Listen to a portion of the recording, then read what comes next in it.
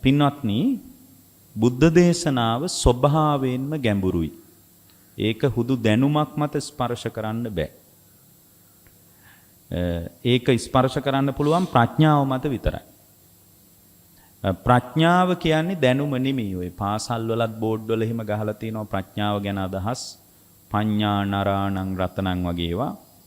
ඒවා අර්ථපූර්ණ යෙදුම් නෙමෙයි. යොදලා තියෙන තැන ඉච්චර ගැලපෙන්නේ නැහැ. ප්‍රඥාව කියන්නේ දැනුමට නෙමෙයි. බුද්ධියේ සීමාවලටත් නෙමෙයි.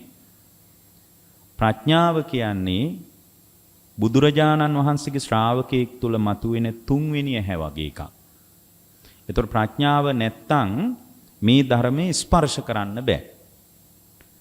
ඒ නිසා ඔය බුද්ධ ශාසනයේ අපි ගොඩාක් ඒවා මිනිසුන්ට කියන්නේ ප්‍රඥාව හදන්න. ප්‍රඥාව හැදිලා නැත්තම් එයා විවිධ දැනුම් පරාසවල ඉන්න අය වෙන්න පුළුවන්. මේ බුදුරජාණන් වහන්සේගේ කතාව ඉච්චර ඔරොත්තු දෙන්නේ නැහැ. ප්‍රඥාව වඩන්න පුළුවන් එකක්. අන්න ඒක තමයි විශේෂම දේ. ඒක ගොඩාක් දුර්වල වුණත් වඩන්න පුළුවන්. අර මේ දේශනාව කරන්න කලින් අර පිළිගැනීමේ කතාව කරපු ඒ තරුණ මහත්තයා කිව්වනේ මේ බුදුරජාණන් වහන්සේ අන්තිමටම අපිව ආමන්ත්‍රණය කළාය හන්දදානි භික්කවේ ආමන්ත්‍යාමි වෝ වය ධම්මා සංඛාර අප්‍රමාදේන සම්පාදේත කියලා. එතන අර අප්‍රමාදී වෙන්න කියලා කිව්වනේ මහත්තයා. එතකොට මේ අප්‍රමාදී වෙන්න කිව්වේ ප්‍රඥාව මත. ඒකට ධර්මයේ යෙදුමක් තියෙනවා පඤ්ඤාය නප්පමඤ්ඤස්ස කියලා. මහණෙනි අප්‍රමාදී විය යුත්තේ ප්‍රඥාව මතයි කියලා. ඒ වුණාට ලංකාවේ මිනිස්සුන්ට නැති මේක ඒක තමයි. මොකද ලංකාවේ බහුතරයක් බෞද්ධ අය හිතාගෙන ඉන්නේ අර ජනප්‍රිය බුදුරජාණන් වහන්සේගේ දේශනාව ඇසුරෙන් ගොඩනැගිච්ච සංස්කෘතික ධාරාව තමයි බුදුරජාණන් වහන්සේගේ ප්‍රධාන කතාව කියලා. බුදුරජාණන් වහන්සේගේ ප්‍රධාන කතාව ඊටාම ගැඹුරු තැනක තියෙන එක. ඒක මේ ආවට ගියාට ස්පර්ශ කරන්නත් බෑ ඇත්තටම. ඒකට ඊටාම දියුණු ප්‍රඥාව වඩා ගන්න ආකෘතියකට එකතු වෙන්න ඕන. අනිත් කාරණේ තමයි පුදුමාකාර විදියට නිවහල්කමකට එන්න ඕන. දැන් අපේ චින්තනයේ හැම වෙලාවකම වහල්කමක් ඇතුලේ තියෙන. මොකද අපි අර හුදු ගොඩනගාගත්ත දැනුමකට වහල් වෙලා තමයි බුදුරජාණන් වහන්සේගේ දේශනාව දිහාත් බලන්නේ. ඒ වහල්කම ඇතුලේ බලන තාක්කල් අපි එක එක දේවල් වලට වහල්කමක් තියෙනවා අපිට. ඒතර අපේ චින්තනයේ නිවහල් නැහැ. අපි හැම වෙලාවකම විවිධ දැනුම් පරාසවල් ඇසුරේ ඉඳලා තමයි බුදුරජාණන් වහන්සේගේ කේන්ද්‍රගත පණිවිඩය දිහා බලන්නේ. ඒතර බුදුරජාණන් වහන්සේගේ දේශනාව තරම් මේ ලෝකේ විවිධ ආගමික මතවාද අතර නිදහසේ අනුගමනය කරන්න කිසිම ආගමික මතවාදයක් නැති තරම්. ඒක බෞද්ධ භික්ෂුවක් නිසා කියනවා නෙමෙයි එච්චරට නිවහල්. දැන් යුදෙව් සම්ප්‍රදායේ ඒගොල්ලන්ට විරුද්ධව යම් මතවාදයක් ඉදිරිපත් කළොත් එයාව හිර කරලා තියෙන මට්ටමක් තිබුණි. දැන් බුදුරජාණන් වහන්සේ පහළ වෙන කාලෙත් සමයාන්තර ඉගැන්වීම් වල එහෙම තමයි තිබුණි. නමුත් බුදුරජාණන් වහන්සේ දුන්න මානවීය නිදහස ඒ කියන්නේ චින්තන නිදහස ලෝකේ කිසිම දාර්ශනික කතාවකවත් නැහැ. දැන් ඕගොල්ලෝ ඉගෙන ගන්න දාර්ශනික හරපද්ධතිය ඇතුළේවත් ඒ නිදහස නැහැ. ඒ දාර්ශනික කතාව තමයි ප්‍රධාන කතාව කියලා එක ඒක ආගමක් වගේ අදහගෙන තමයි වැඩ කරන්නේ. දැන් ආගමක් පිළිගන්නේ නැති අය ඉන්නවා. නමුත් ඒගොල්ලෝ විද්‍යාව ආගමක් වගේත් අදහනවා. මම කියන්නේ විද්‍යාවවත් ආගමක් වගේ අදහන්න ඕනේ නැහැ. එතකොට බුද්ධ දේශනාව ආගමික ඇදහිීම කියන එකට ලොකු තැනක් දීලා නැහැ. ඒක හොඳටම තේරෙනවා බුදුරජාණන් වහන්සේ මොන්නතරම් දියුණු ශාස්ත්‍රූවරයෙක්ද කියලා. ඔය ලස්සන දේශනාවක් තියෙනවා මිහිඳු මහරහතන් වහන්සේත් ලංකාවට ඇවිල්ලා පළවෙනියෙන් දේශනා කරන දේශනාව. ඒ තමයි මොකක්ද මේ දේශනාව? මේ චුල්ලහත්ති පදෝපම කියන සූත්‍රය. ඒකේ මේ බුදුරජාණන් වහන්සේව මුණ ගැහෙන්න එක්තරා පුද්ගලයෙක් සවැත් නුවරට එනවා. එතකොට බුදුරජාණන් වහන්සේව මුණ ගැහිලා එක්තරා කෙනෙක් යනවා. එතකොට මේ බුදුරජාණන් වහන්සේට මුණ ගැහෙන්න එන පුද්ගලයා, ඒ කියන්නේ උන්වහන්සේව මුණ ගැහෙන්න නෙමෙයි, සවැත් නුවර කියන්නේ ප්‍රධාන වාණිජ්‍ය නගරයක්. ඒ වාණිජ්‍ය නගරයට යා වෙන වැඩකට එන්න ඇති. ඒතර යා අඳුරන කෙනෙක් තමයි අර බුදුරජාණන් වහන්සේ මුණ ගැහිලා යන්නේ. හැබැයි මේක ගැන හුඟා ගැඹුරින් හොයලා බලන්න ඕනේ. ඇයි මිහිඳු මහරහතන් වහන්සේ මේ වගේ එකක්ම පළවෙනියෙන් ලංකාවේ වදාළේ කියලා. ඒතර මිහිඳු මහරහතන් වහන්සේ මුණ ගැහිලා බුදුරජාණන් වහන්සේ මුණ ගැහිලා එක්තරා පුද්ගලයෙක් යනවා මේ සවැත් නුවරට ජානුස්සෝනිය කියලා පුද්ගලයෙක් එනවා. ඒතර මේ දෙන්න සම්මුඛ වුණාම පරණ මිත්‍රකමක් තියෙන මේ ඔයා කොහෙද ගියේ කියලා ඇහුවා. ඒතර කිව්වා ඇයි මේ මධ්‍ය මණ්ඩලයේ ගෞතම නම් වූ බුදුරජාණන් වහන්සේ නමක් පහළ වෙලා ඉන්නවා. උන්වහන්සේක එක්තරා ධර්ම සංഭാෂණයකදීලා තමයි මම යන්නේ කියලා. ඇත්තද මේ ඔව් මටත් ආරංචි උන්වහන්සේ මොන වගේ මතවාදියෙක්ද කියලා ඇහුවා. මේ අද වගේ නෙමෙයි අද මිනිසුන්ගේ මෙහිම මතවාදී දාර්ශනික හරයක් නැහැ. ඒ කාලේ විශාල මතවාදී ගැටුමක් තිබුණා. බුදුරජාණන් වහන්සේ පහළ වෙන කාලේ දැන් ওই බ්‍රහ්මජාල වගේ සූත්‍රවල තියෙනවා මම මේ බ්‍රහ්මජාල කියන්නේම දෘෂ්ටි ජාලයක ගැටුමක් තියෙන වෙලාවක තමයි මම මේ මතවාදේ මතු කරන්නේ කියලා. බුදුරජාණන් වහන්සේ මතු කරපු එක ඊටාම හරයාත්මක පදනමක් තියෙන එකක්. ඒක වෙනුවට ඕගොල්ලෝ අල්ලගෙන ඉන්න කොටස් වල ඒක මතු වෙන්නේ නැහැ. දැන් ඒ වෙලාවේ මේ අර බුදුරජාණන් වහන්සේ මුණ ගැහිලා යන කෙනා කියනවා නෑ මම නම් දන්නේ උන්වහන්සේ වගේ කෙනෙක් ගැන කියන්න මට එච්චර තේරෙන්නේ නැහැ උන්වහන්සේ ගැන කියන්න මේ මම උන්වහන්සේව හැබැයි උන්වහන්සේගේ කතාවට එකතුයි උන්වහන්සේ වගේ කෙනෙක් ගැන මම කියන්න සුදුසු නෑ කියලා මට හිතෙනවා කියලා කිව්වා. සමහරට එයාගේ උපක්‍රමයක් වෙන්නේ නැති ඔයත් පොඩක් ගිහින් බලන්න වගේ පෙළඹවීමක් හදන්න එහෙම කිව්වද දන්නෙත් නැහැ. ඊට පස්සේ බුදුරජාණන් වහන්සේ මුණ ගැහින්න එයා වෙන වැඩකට යනවා මාත් පොඩ්ඩක් ගොඩ වෙලා යන්න ඕන කියලා එයා බුදුරජාණන් වහන්සේ මුණ ගැහින්න යනවා. එතකොට බුදුරජාණන් වහන්සේගෙන් අතින් කියනවා මම ඔබ වහන්සේ ගැන අහගත්තේ මේ එක්තරා මගේ හිතවන්තයෙක්ගෙන් පිලෝතික කියලා තාපසයෙක්ගෙන් මගේ කල්යාණ මිත්‍රයෙක්ගෙන්. එතකොට එයා මට ඔබ වහන්සේ ගැන අදහසක් කිව්ව මේ ඔබ වහන්සේ ගැන කියන්න යාට වැඩිය තේරෙන්නේ නැහැ. යා සුදුස්සෙක් නෙමෙයි කියලා මං ඒක පොඩ්ඩක් බලලා යන්නයි ආවේ කියලා කිව්වා. එතකොට බුදුරජාණන් වහන්සේ මද හිනාවක් පාලා මතු කළා මේ ජානුස්සෝනිය ඇතෙක් හොයාගෙන යන මිනිහෙක්. දැන් බලන්න මේ බෞද්ධ චින්තනයේ අදට 2600කට එහා පැත්තේ මතු කළාට මොන්න තරම් නිවහල්වාදීකමක් තියනවද කියලා.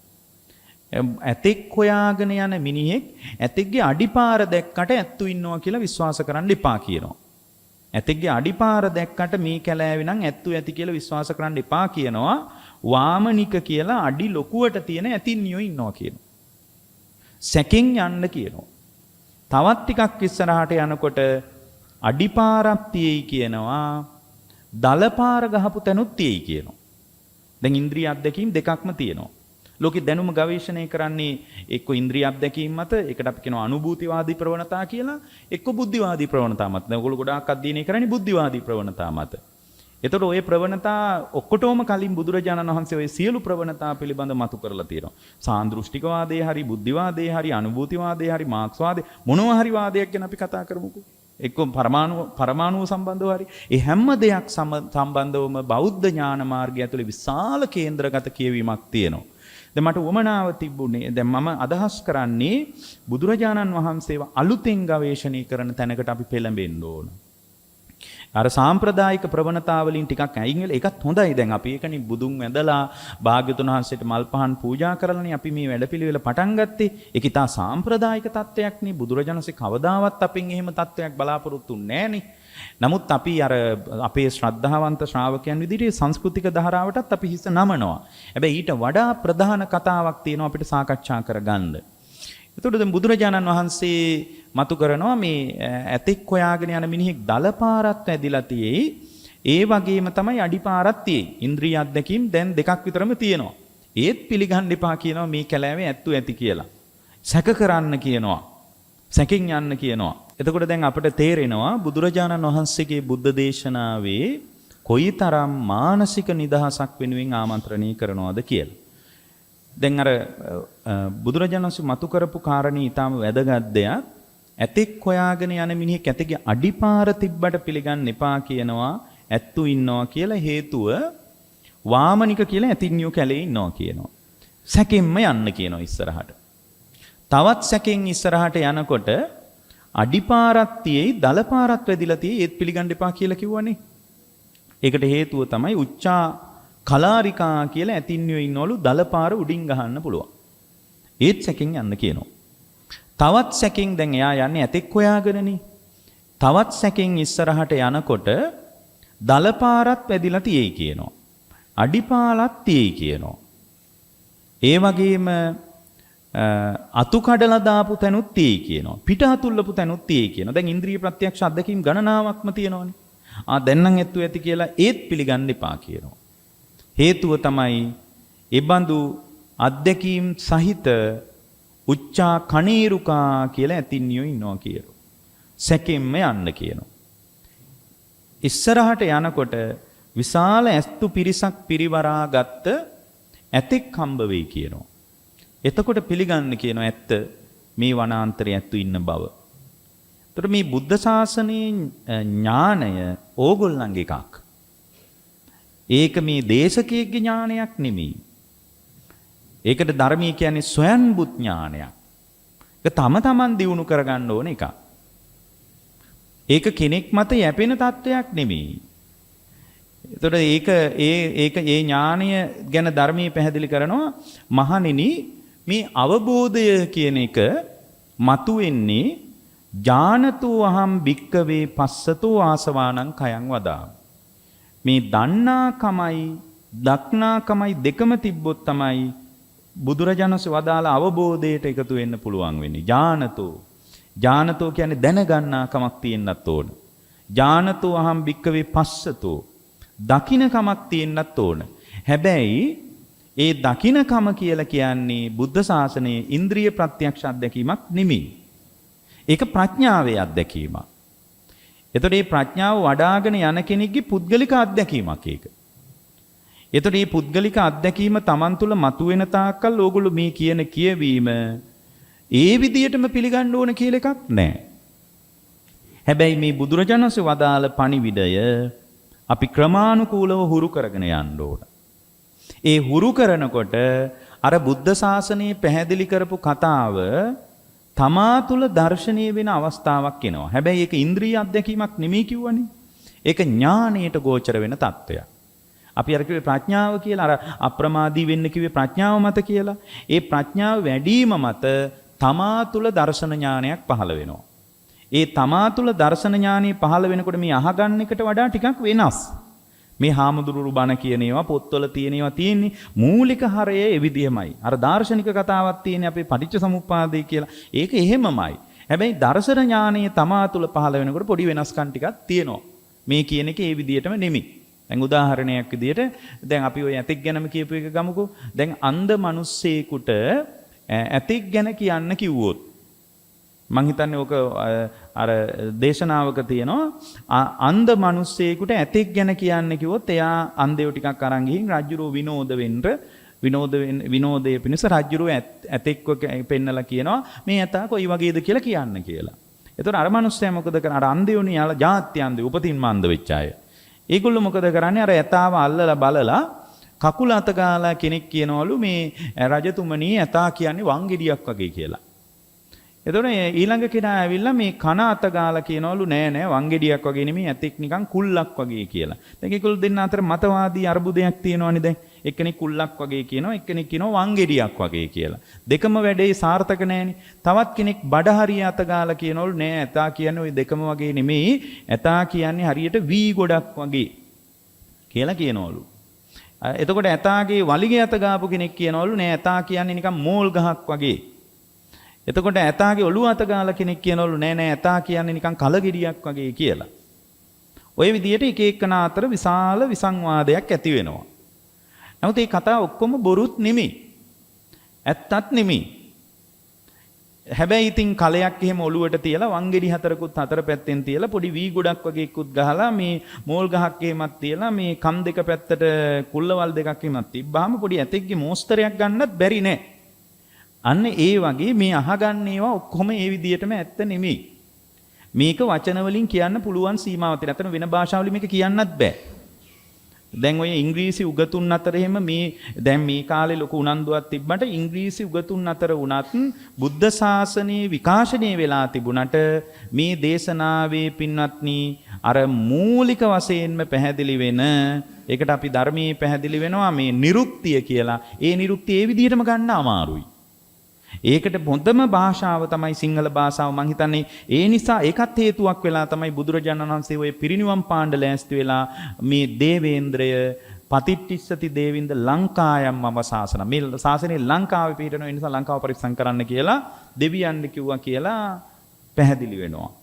එතකොට ඒක හේතුව තමයි මේ සිංහල භාෂාවෙන් මේ ආඛ්‍යාන එක විදිහට කියන්න පුළුවන්. දැන් උදාහරණයක් විදිහට මේ වෙනකොට සමහර වචන වලට සිංහල භාෂාවෙන් අර්ථය ගන්නත් බෑ. දැන් පහුගිය කාලේ එකතු වෙලා තිබුණා ওই ත්‍රිපිටක මණ්ඩලය. ඒකේ විශාල උගතුන් ඉන්නවා, මහාචාර්යවරු, භාෂා ඥානයේ තියෙන විශාල කණ්ඩායමක් එකතු වෙනවා. ඒ අය එකතු වෙලා මේ ධර්මයේ දන්න, විනය දන්න බහුශ්‍රුත භික්ෂුන් වහන්සේලාත් එතන ඉන්නවා. සමහර වචනයක් වෙනුවෙන් දවස් ගණන් සාකච්ඡා කරනවා. අදත් ඒක කරනවා. දැන් මේ කාලේ මම හිතන්නේ ටීකාවට තමයි අර්ථය මතු කරන්නේ මම දන්න විදියට.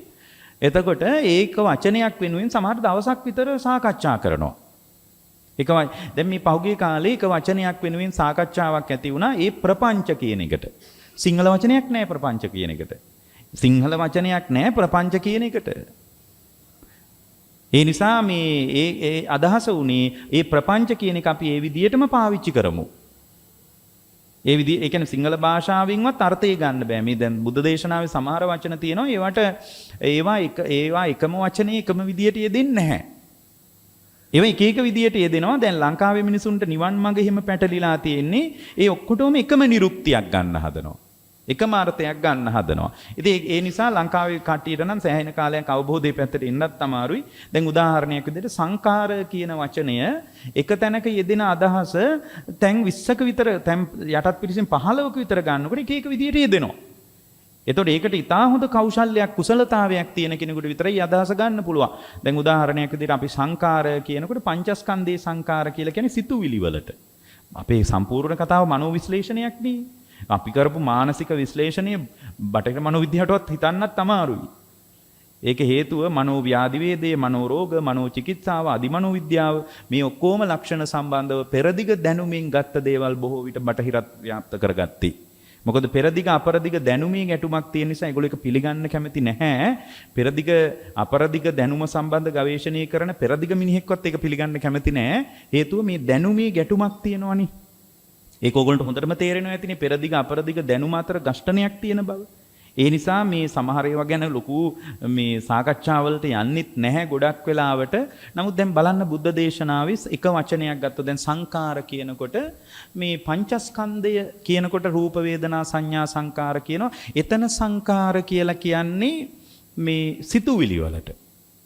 ඊට පස්සේ ඔයගොල්ලෝ අහලා ඇති ওই පටිච්ච සමුප්පාදය ගැන කියද්දි මොකද මේ ගොඩාක් ළමයි එහෙම ඉන්නවා පටිච්ච සමුප්පාදය ගවේෂණය කරන. එතකොට පටිච්ච සමුප්පාදයේ තියෙන අවිජ්ජා පත්‍ය සංඛාරා කියලා. එතන සංඛාර කියන්නේ සිතුවිලි වලට නෙමෙයි. එතන සංඛාර කියලා කියන්නේ පින්වත්නි කර්මයට. එතන කියනවා මේ කුසල අකුසල වලට තමයි එතන සංඛාර කියලා කියන්නේ. එතකොට දැන් සංඛාර කියන එකම වචනේ තැන් දෙකක යෙදෙනකොට දෙවිදියකට යෙදෙන්නේ. එතකොට තවත් තැනක අපි ගමු සංඛාර කියලා. දැන් ඔය අනිච්චාවත සංඛාරා කියලා එහෙම කියනවා. එතන සංඛාර කියන්නේ හේතුන් නිසා හටගත්ත ඵල ධර්මවලට. එතන සංඛාර. තවත් ඔය රහතන් වහන්සේ සම්බන්ධව සංඛාර කියනවා කාය අරහත්ත්වයට සමවැදෙලා ඒක අරහත්ත්වය කියන්නේ සම්පූර්ණයෙන් භාවනාමය අත්දැකීමක්. දැන් මේ කාලේ කියන එක බණහලත් කරන්න පුළුවන් කියලා ඒක කවදාවත් කරන්න බෑ. ප්‍රඥාව වැඩෙන්නේ භාවනාව හරහා. භාවනා නොකරන කිසිම කෙනෙකුට මඟඵල අවබෝධය කරා යන්න බෑ. කවුරු හරි යන්න පුළුවන් කියනවා නම් ඒක මොකක් හරි වාසියකට කියන කතාවක් වෙන්න ඕන. සම්පූර්ණයෙන් බුද්ධ ශාසනයේ භාවනාමය අත්දැකීම් තියෙන්නේ. එතකොට ඒක භාවනාවෙන් එක්තරා තැනකට සමවැදුනහම කාය සංකාර, වචී සංකාර, චිත්ත සංකාර කියලා මේ භාවනාවට සමවදින කොට නිරුද්ධ වෙන සංස්කාර කොටසක් තියෙනවා. ඒ අර නිරෝධ සමාපත්තියට සමවදිනකොට ඇතිවෙන මානසික ස්වභාවය කියන්න තමයි එතන සංකාර කියලා කියන්නේ. එතකොට එහෙනම් අපිට තේරෙනවා එකම වචනයක් එක එක විදියට යෙදිලා තියෙනවා. ධර්මයේ පිළිබඳ දැන් වෙනත් ආගමික මතවාදවල එහෙම නැහැ. එච්චර මනස ගැන කොහොමත් විකාශනිත අර්ථයකට එකතු වෙන්නෙම නැහැ. එහෙමනම් අපිට මේ විදියට බලනකොට තේරෙනවා මේ බුද්ධ ශාසනය පිළිබඳ මූලික දැන ගැනීමක් නැතුව ධර්මයේ දකින්න බෑ. ධර්මයේ දකින්නකොට දැනගන්න එකමත් නෙමෙයි. අපි හොඳට ධර්මයේ කියවන්න ඕන, නිදහස් මනසකින් විශ්ලේෂණය කරන්න ඕන, දේශනා අහන්න ඕන, ඊටා විමර්ශනශීලී වෙන්න ඕන. හැබැයි ඕගොල්ලන්ට මේ බණ අහලා ඇති වෙන දැනුම තියෙන්නේ. ඒ බණ අහලා ඇති වෙන දැනුමට වඩා සම්පූර්ණයෙන් බුද්ධ ශාසනයේ ප්‍රායෝගිකව අර අත්දකින්න තත්වයේදී ඒක වෙනස්. ඒකමත් නෙමෙයි, හැබැයි වෙන එකකුත් නෙමෙයි. වෙන එකකුත් නෙමෙයි. අර මං කිව්වේ ඇතාගේ වටේට මේ මෝල් ගස් හතරක් එහෙම තියලා අර කියපු ඔක්කොම ලක්ෂණ ටික එකතු කරාම පොඩි ඇතෙක්ගේ හැඩයක් ගන්නත් පුළුවන්. හැබැයි ඒත් හරියටම ගන්න බෑනේ.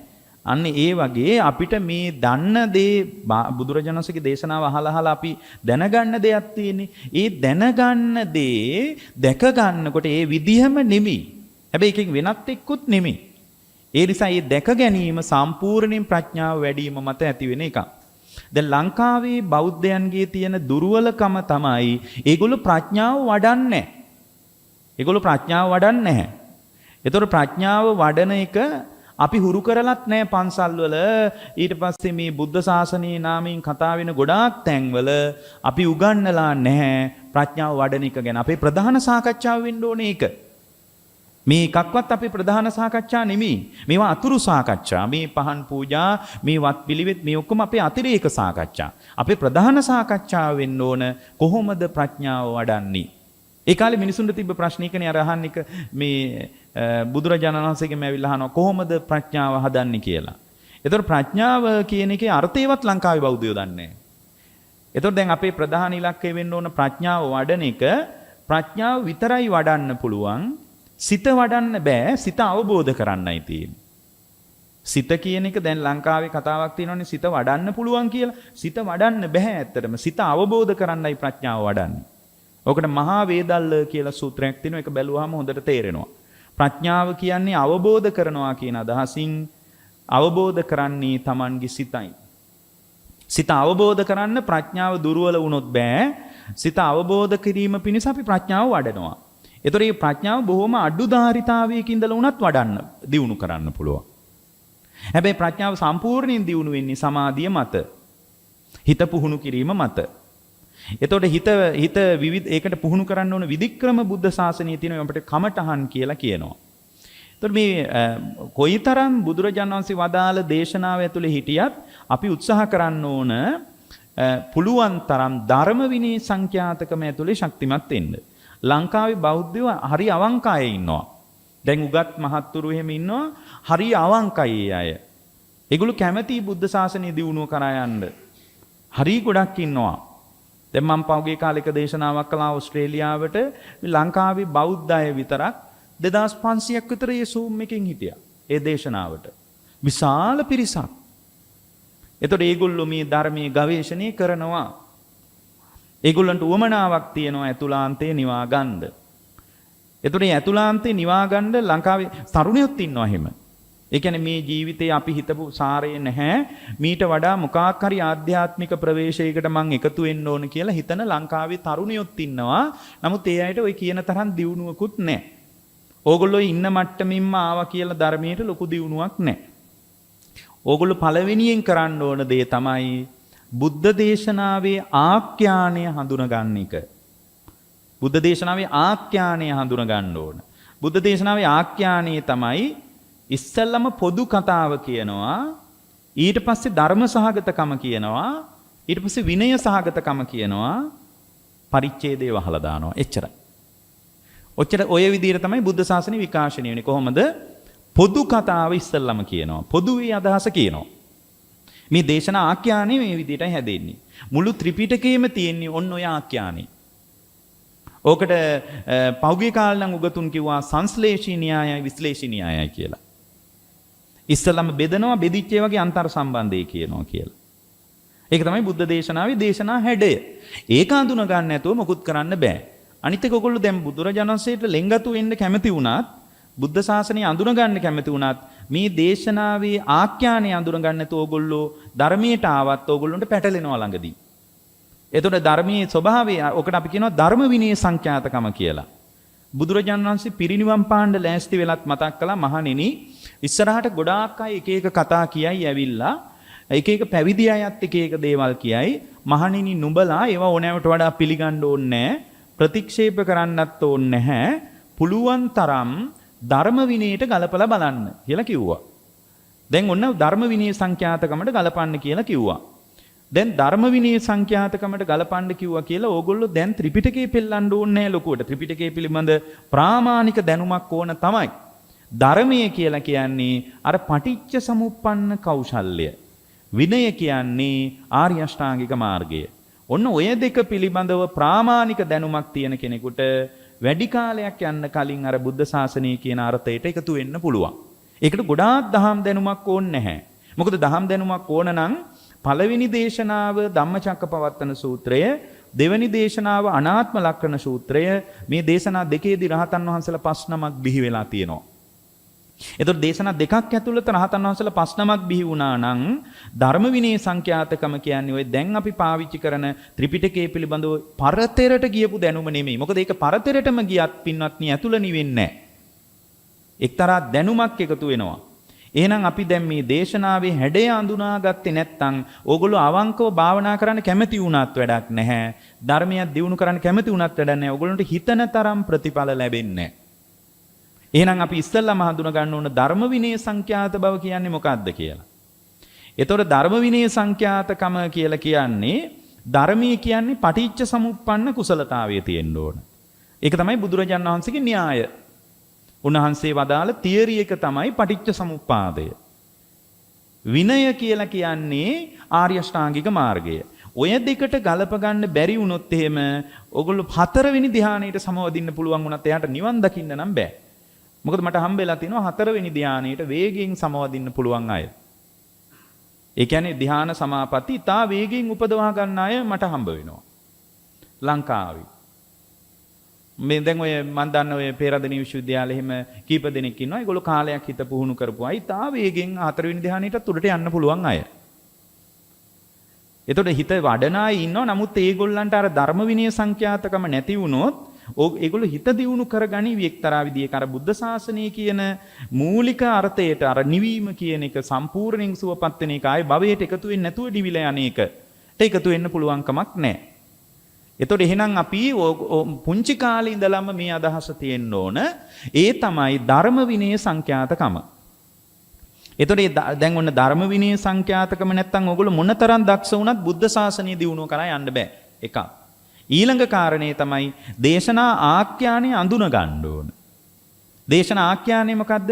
පොදු කතාව කියනවා, ධර්ම සංඛ්‍යාත බව කියනවා, විනය සංඛ්‍යාත බව කියනවා, පරිච්ඡේදය වහලා දානවා. එච්චරයි. ඔක තමයි මුළු ත්‍රිපිටකයේම තියෙන හරය. ওই විදිහට තමයි මතු කරන්නේ. ඒක බුදුරජාණන් වහන්සේ වදාළ ඇතරම මේ වර්තමාන අධ්‍යාපන මූලධර්ම වලට පවා ගන්න පුළුවන් එකක් ඒක. පොදු අදහස කියනවා, ඊට පස්සේ ධර්ම සංඛ්‍යාත බව කියනවා, විනය සංඛ්‍යාත බව කියනවා, අමා නිවනින් වැඩපිළිවෙල ඉවර කරලා දානවා. එතකොට දැන් ඔන්න ඔය අර්ථය අපි ඔළුවට බරපතල ලෙස දාගන්නේ නැතුව අපි කොච්චර භාවනා කළත්, කොච්චර පන්සල් ගියත්, කොච්චර හාමුදුරුවෝ ඇසුරු කළත්, කොච්චර බණ ඇහුවත් අපි හිතන තරම් දියුණුවක් නැහැ. එහෙනම් අපිට එකක් තේරෙනවා මේකල මගපලලාභින් නැති වෙන්න බලපාපු හේතුවක් ඒක. මේ කාලේ මාර්ගඵල අවබෝධය කරා යන අය නැත්තේ මෙන්න මේ දේශනා ආඛ්‍යානය වටහාගෙන නැති නිසා. නැත්තම් යාලා අවංකයි. දැන් අපි දන්න වෛද්‍යවරු එහෙම ඉන්න අවංකයි අය. ඒ කියන්නේ පුදුම උවමනාවකින් සමහර අය ඉන්නවා. දැන් ඔය එක දිගට දේශනා යනකොට මම දන්න ඔය මෙල්බර්න් වල එහෙම ඉන්නවා. ඒ නෝනත් වෛද්‍යවරයෙක්, මහත්යත් වෛද්‍යවරයෙක්. ඒගොල්ලෝ ඒ දේශනා එක දිගටම යනකොට ඒගොල්ලෝ නිවාඩු දාලා ඒ දේශනා එක්ක එකතු වෙනවා. කියන්නේ එච්චර උවමනාවක් තියෙන නිසානේ. ඒ ස්වාමීන් වහන්සේලාගේ දේශනා ගැන එච්චර උනන්දුවක් තියෙනවා. නමුත් ඒ කොච්චර උනන්දුව තිබ්බ ඒක අවංකයි. ඒගොල්ලෝ බොරුවකුත් නෙවෙයි කරන්නේ. ඒගොල්ලන්ට උවමනාව තියෙනවා මේ කොහොම හරි මේ අවබෝධය කරා යන්න ඕන. මේක ඇතුලේ දුකක් තියෙන ඊට වඩා මොකුත් නැහැ. මේ වැඩිහිටි ගුරුවරුන්ගෙන් අහලා බලන්න, මහාචාර්යවරුන්ගෙන් අහලා බලන්න ඒගොල්ලෝ හොයපු එක ඒගොල්ලන්ට හම්බෙලා නැහැ. ඔක්කොම ඉවර වුණාට පස්සේ ඒක හම්බෙලා නැහැ. ඒ හම්බ නොවුණු ජීවිතය ඇතුලේ ඒගොල්ලන්ගේ ජීවිතය අහිමි වුණාම මනුස්ස ලෝකෙට ආවත් ආයෙත් පෙරපාසල් යන්න ඕන මට්ටමක ඉන්නේ. ඒක තමයි ඇත්තම කතාව. ඇයි මේ පුනරුක්තියක් නේ තියෙන්නේ, නැවත නැවත එකම සංසිද්ධියක් වෙමින් පවතිනවා. ඒක තමයි අර සාංශාරික හැඩය. ඒ නිසා ඒගොල්ලෝ හොයපු එක හම්බෙලා නැහැ. ඕගොල්ලෝ මතක තියාගන්න ඕගොල්ලන්ටත් හොයන එක හම්බෙන්නේ නැහැ. මදහත් තැනකදී ඔය මට්ටම තේරුම් අරගෙන ඕගොල්ලෝ ජීවිතයට සමවදින්න. වැඩේත් අරින්නත් එපා. මේ මොහොත හඳුනාගෙන ඊටාම හොඳින් මේ මොහොතට සමවදින්න. ඒකෙදි ඕගොල්ලෝ ඒ ගත කරන ජීවිතයට බුද්ධ ශාසනය කවදාවත් අභියෝග කරන්නේ නැහැ. ඕගොල්ලෝ ඉන්න මට්ටමින් වෙනස් වෙලා සම්පූර්ණයෙන් බුදුරජාණන් වහන්සේගේ ධර්මයට කියලා මුකුත් කරන්න එන්න ඕනත් නැහැ. එහෙම ඉන්න අවශ්‍ය නැහැ. ඕගොල්ලන්ගේ ජීවන දර්ශනය ඇතුලේ අර මූලික ප්‍රතිපත්තිය හදාගත්තොත් එහෙම අදට වඩා හෙට නිවෙනවා. නමුත් ඕගොල්ලන්ගේ ජීවිතය ඇතුලේ බලන්න මොන්න තරම් ඕගොල්ලෝ ඇවිස්සීලාද කියලා. ඕගොල්ලෝ කොයිතරම් කැළඹිලාද කියලා බලන්න. ඕගොල්ලන්ගේ ඇතුලේ නිවීමක් නැහනේ. ඒ වගේම තමයි අර බුද්ධ ශාසනයේ තියෙන හරයාත්මක සංසිද්ධියට සමවැදුනට පස්සේ පුදුම හයිය හිතක් එනවා. එහෙනම් දැන් අපි මෙතනදී කාරණා දෙකක් ගැන සංවේදී වෙන්න ඕන. පුළුවන් තරම් ඕගොල්ලෝ ප්‍රතිපත්තිය ඇතුලේ ධර්ම විනය සංඛ්‍යාතකම හදන්න ඕන. ඊළඟ එක තමයි දේශනා ආඛ්‍යානෙ වටහා ගන්න ඕන. ඔය දෙක නැතුව හාමුදුරුවෝ ළඟටම වෙලා ඕගොල්ලෝ එක දිගට භාවනා කළත් එක්තරා දියුණුවක් තියෙයි. චිත්ත සමාධියක් තියෙයි. සිත සැහැල්ලු වෙලා එක්තරා ආධ්‍යාත්මික ප්‍රවේශයකට එකතු වෙනවා. හැබැයි නිවන හිම කතා කරන්න බෑ යාට. සෝතාපන්න වීම යාට සාධාරණ කතාවක් නෙමෙයි. දැන් බලන්න පොදු අදහසක මම ඔකට එක උදාහරණයක් කියන්නම්. ඕගොල්ලෝ අහලා ඇති අද පුළුවන් නම් ගිහිනුත් බලන්න. එහෙම ගවේෂණාත්මක ළමයි ඉන්නවා. ඒකයි මම මේ කියන්නේ. ඕගොල්ලෝ අහලා ඇති ඔය පිරිත් පොතේ ඉස්සල්ලාම තියෙනවා මුල්ම කොටසේ තියෙනවා සාමනීර ප්‍රශ්නය කියලා එකක්.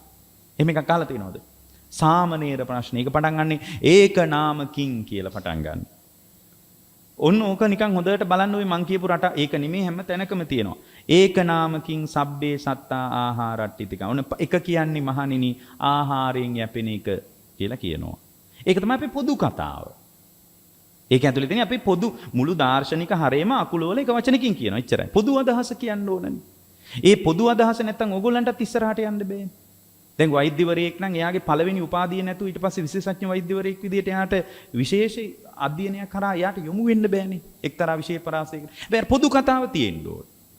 පොදු අදහස තියෙන්න ඕන. පොදු දැනුම තියෙන්න ඕන. ඒ පොදු දැනුමින් පස්සේ එයාට පුළුවන් එයාගේ මානෙ එක පැත්තකට යොමු කරගන්න. එයාගේ පශ්චාත් උපාධිය, එයාගේ PhD ඒවා මේ ඔක්කොම එක මානයකට වෙන් කරගන්න පුළුවන්. මේ මානය අර පොදු අදහසින් වෙන් වෙච්ච එක. හැබැයි පොදු අදහස නැත්තම් බෑනේ.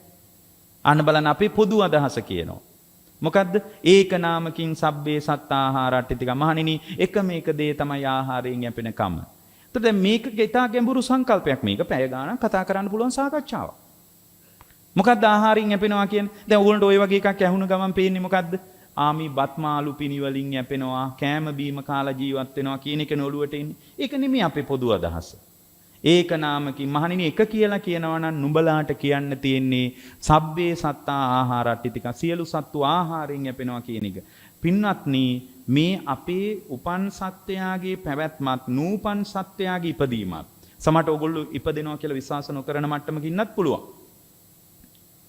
නමුත් මේක අර ඉන්ද්‍රිය අධ්‍යක්ීම් අභිභවනීය කරලා අර චිත්ත සමාධියම වඩනකොට තේරෙනවා මේ අපේ කතාවට වඩා ලොකු කතාවක් මේ මහ පොළවේ හැංගිලා තියෙනවා කියලා. දැන් උදාහරණයක් විදිහට මෛත්‍රිය වගේ එකක් වඩ아가න යනකොට ඊටාම හොඳින් දියුණු කරනකොට මෛත්‍රී භාවනාව වගේ එකක් බුදුරජාණන්සේ වදාළ විදිහටම දියුණු කරන මාස 3ක් විතර දියුණු කරනකොට අවට සිටින සියලු සත්වයෝ කියලා බලනකොට ඕපපාතික සත්තු දිහා පවා බලන්න පුළුවන්.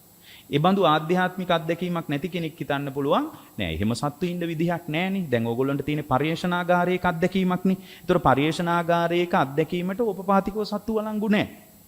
එතකොට හැට නොපෙනෙන ජීවීන් බටහිර විද්‍යාව පිළිගන්නේ නැහැ.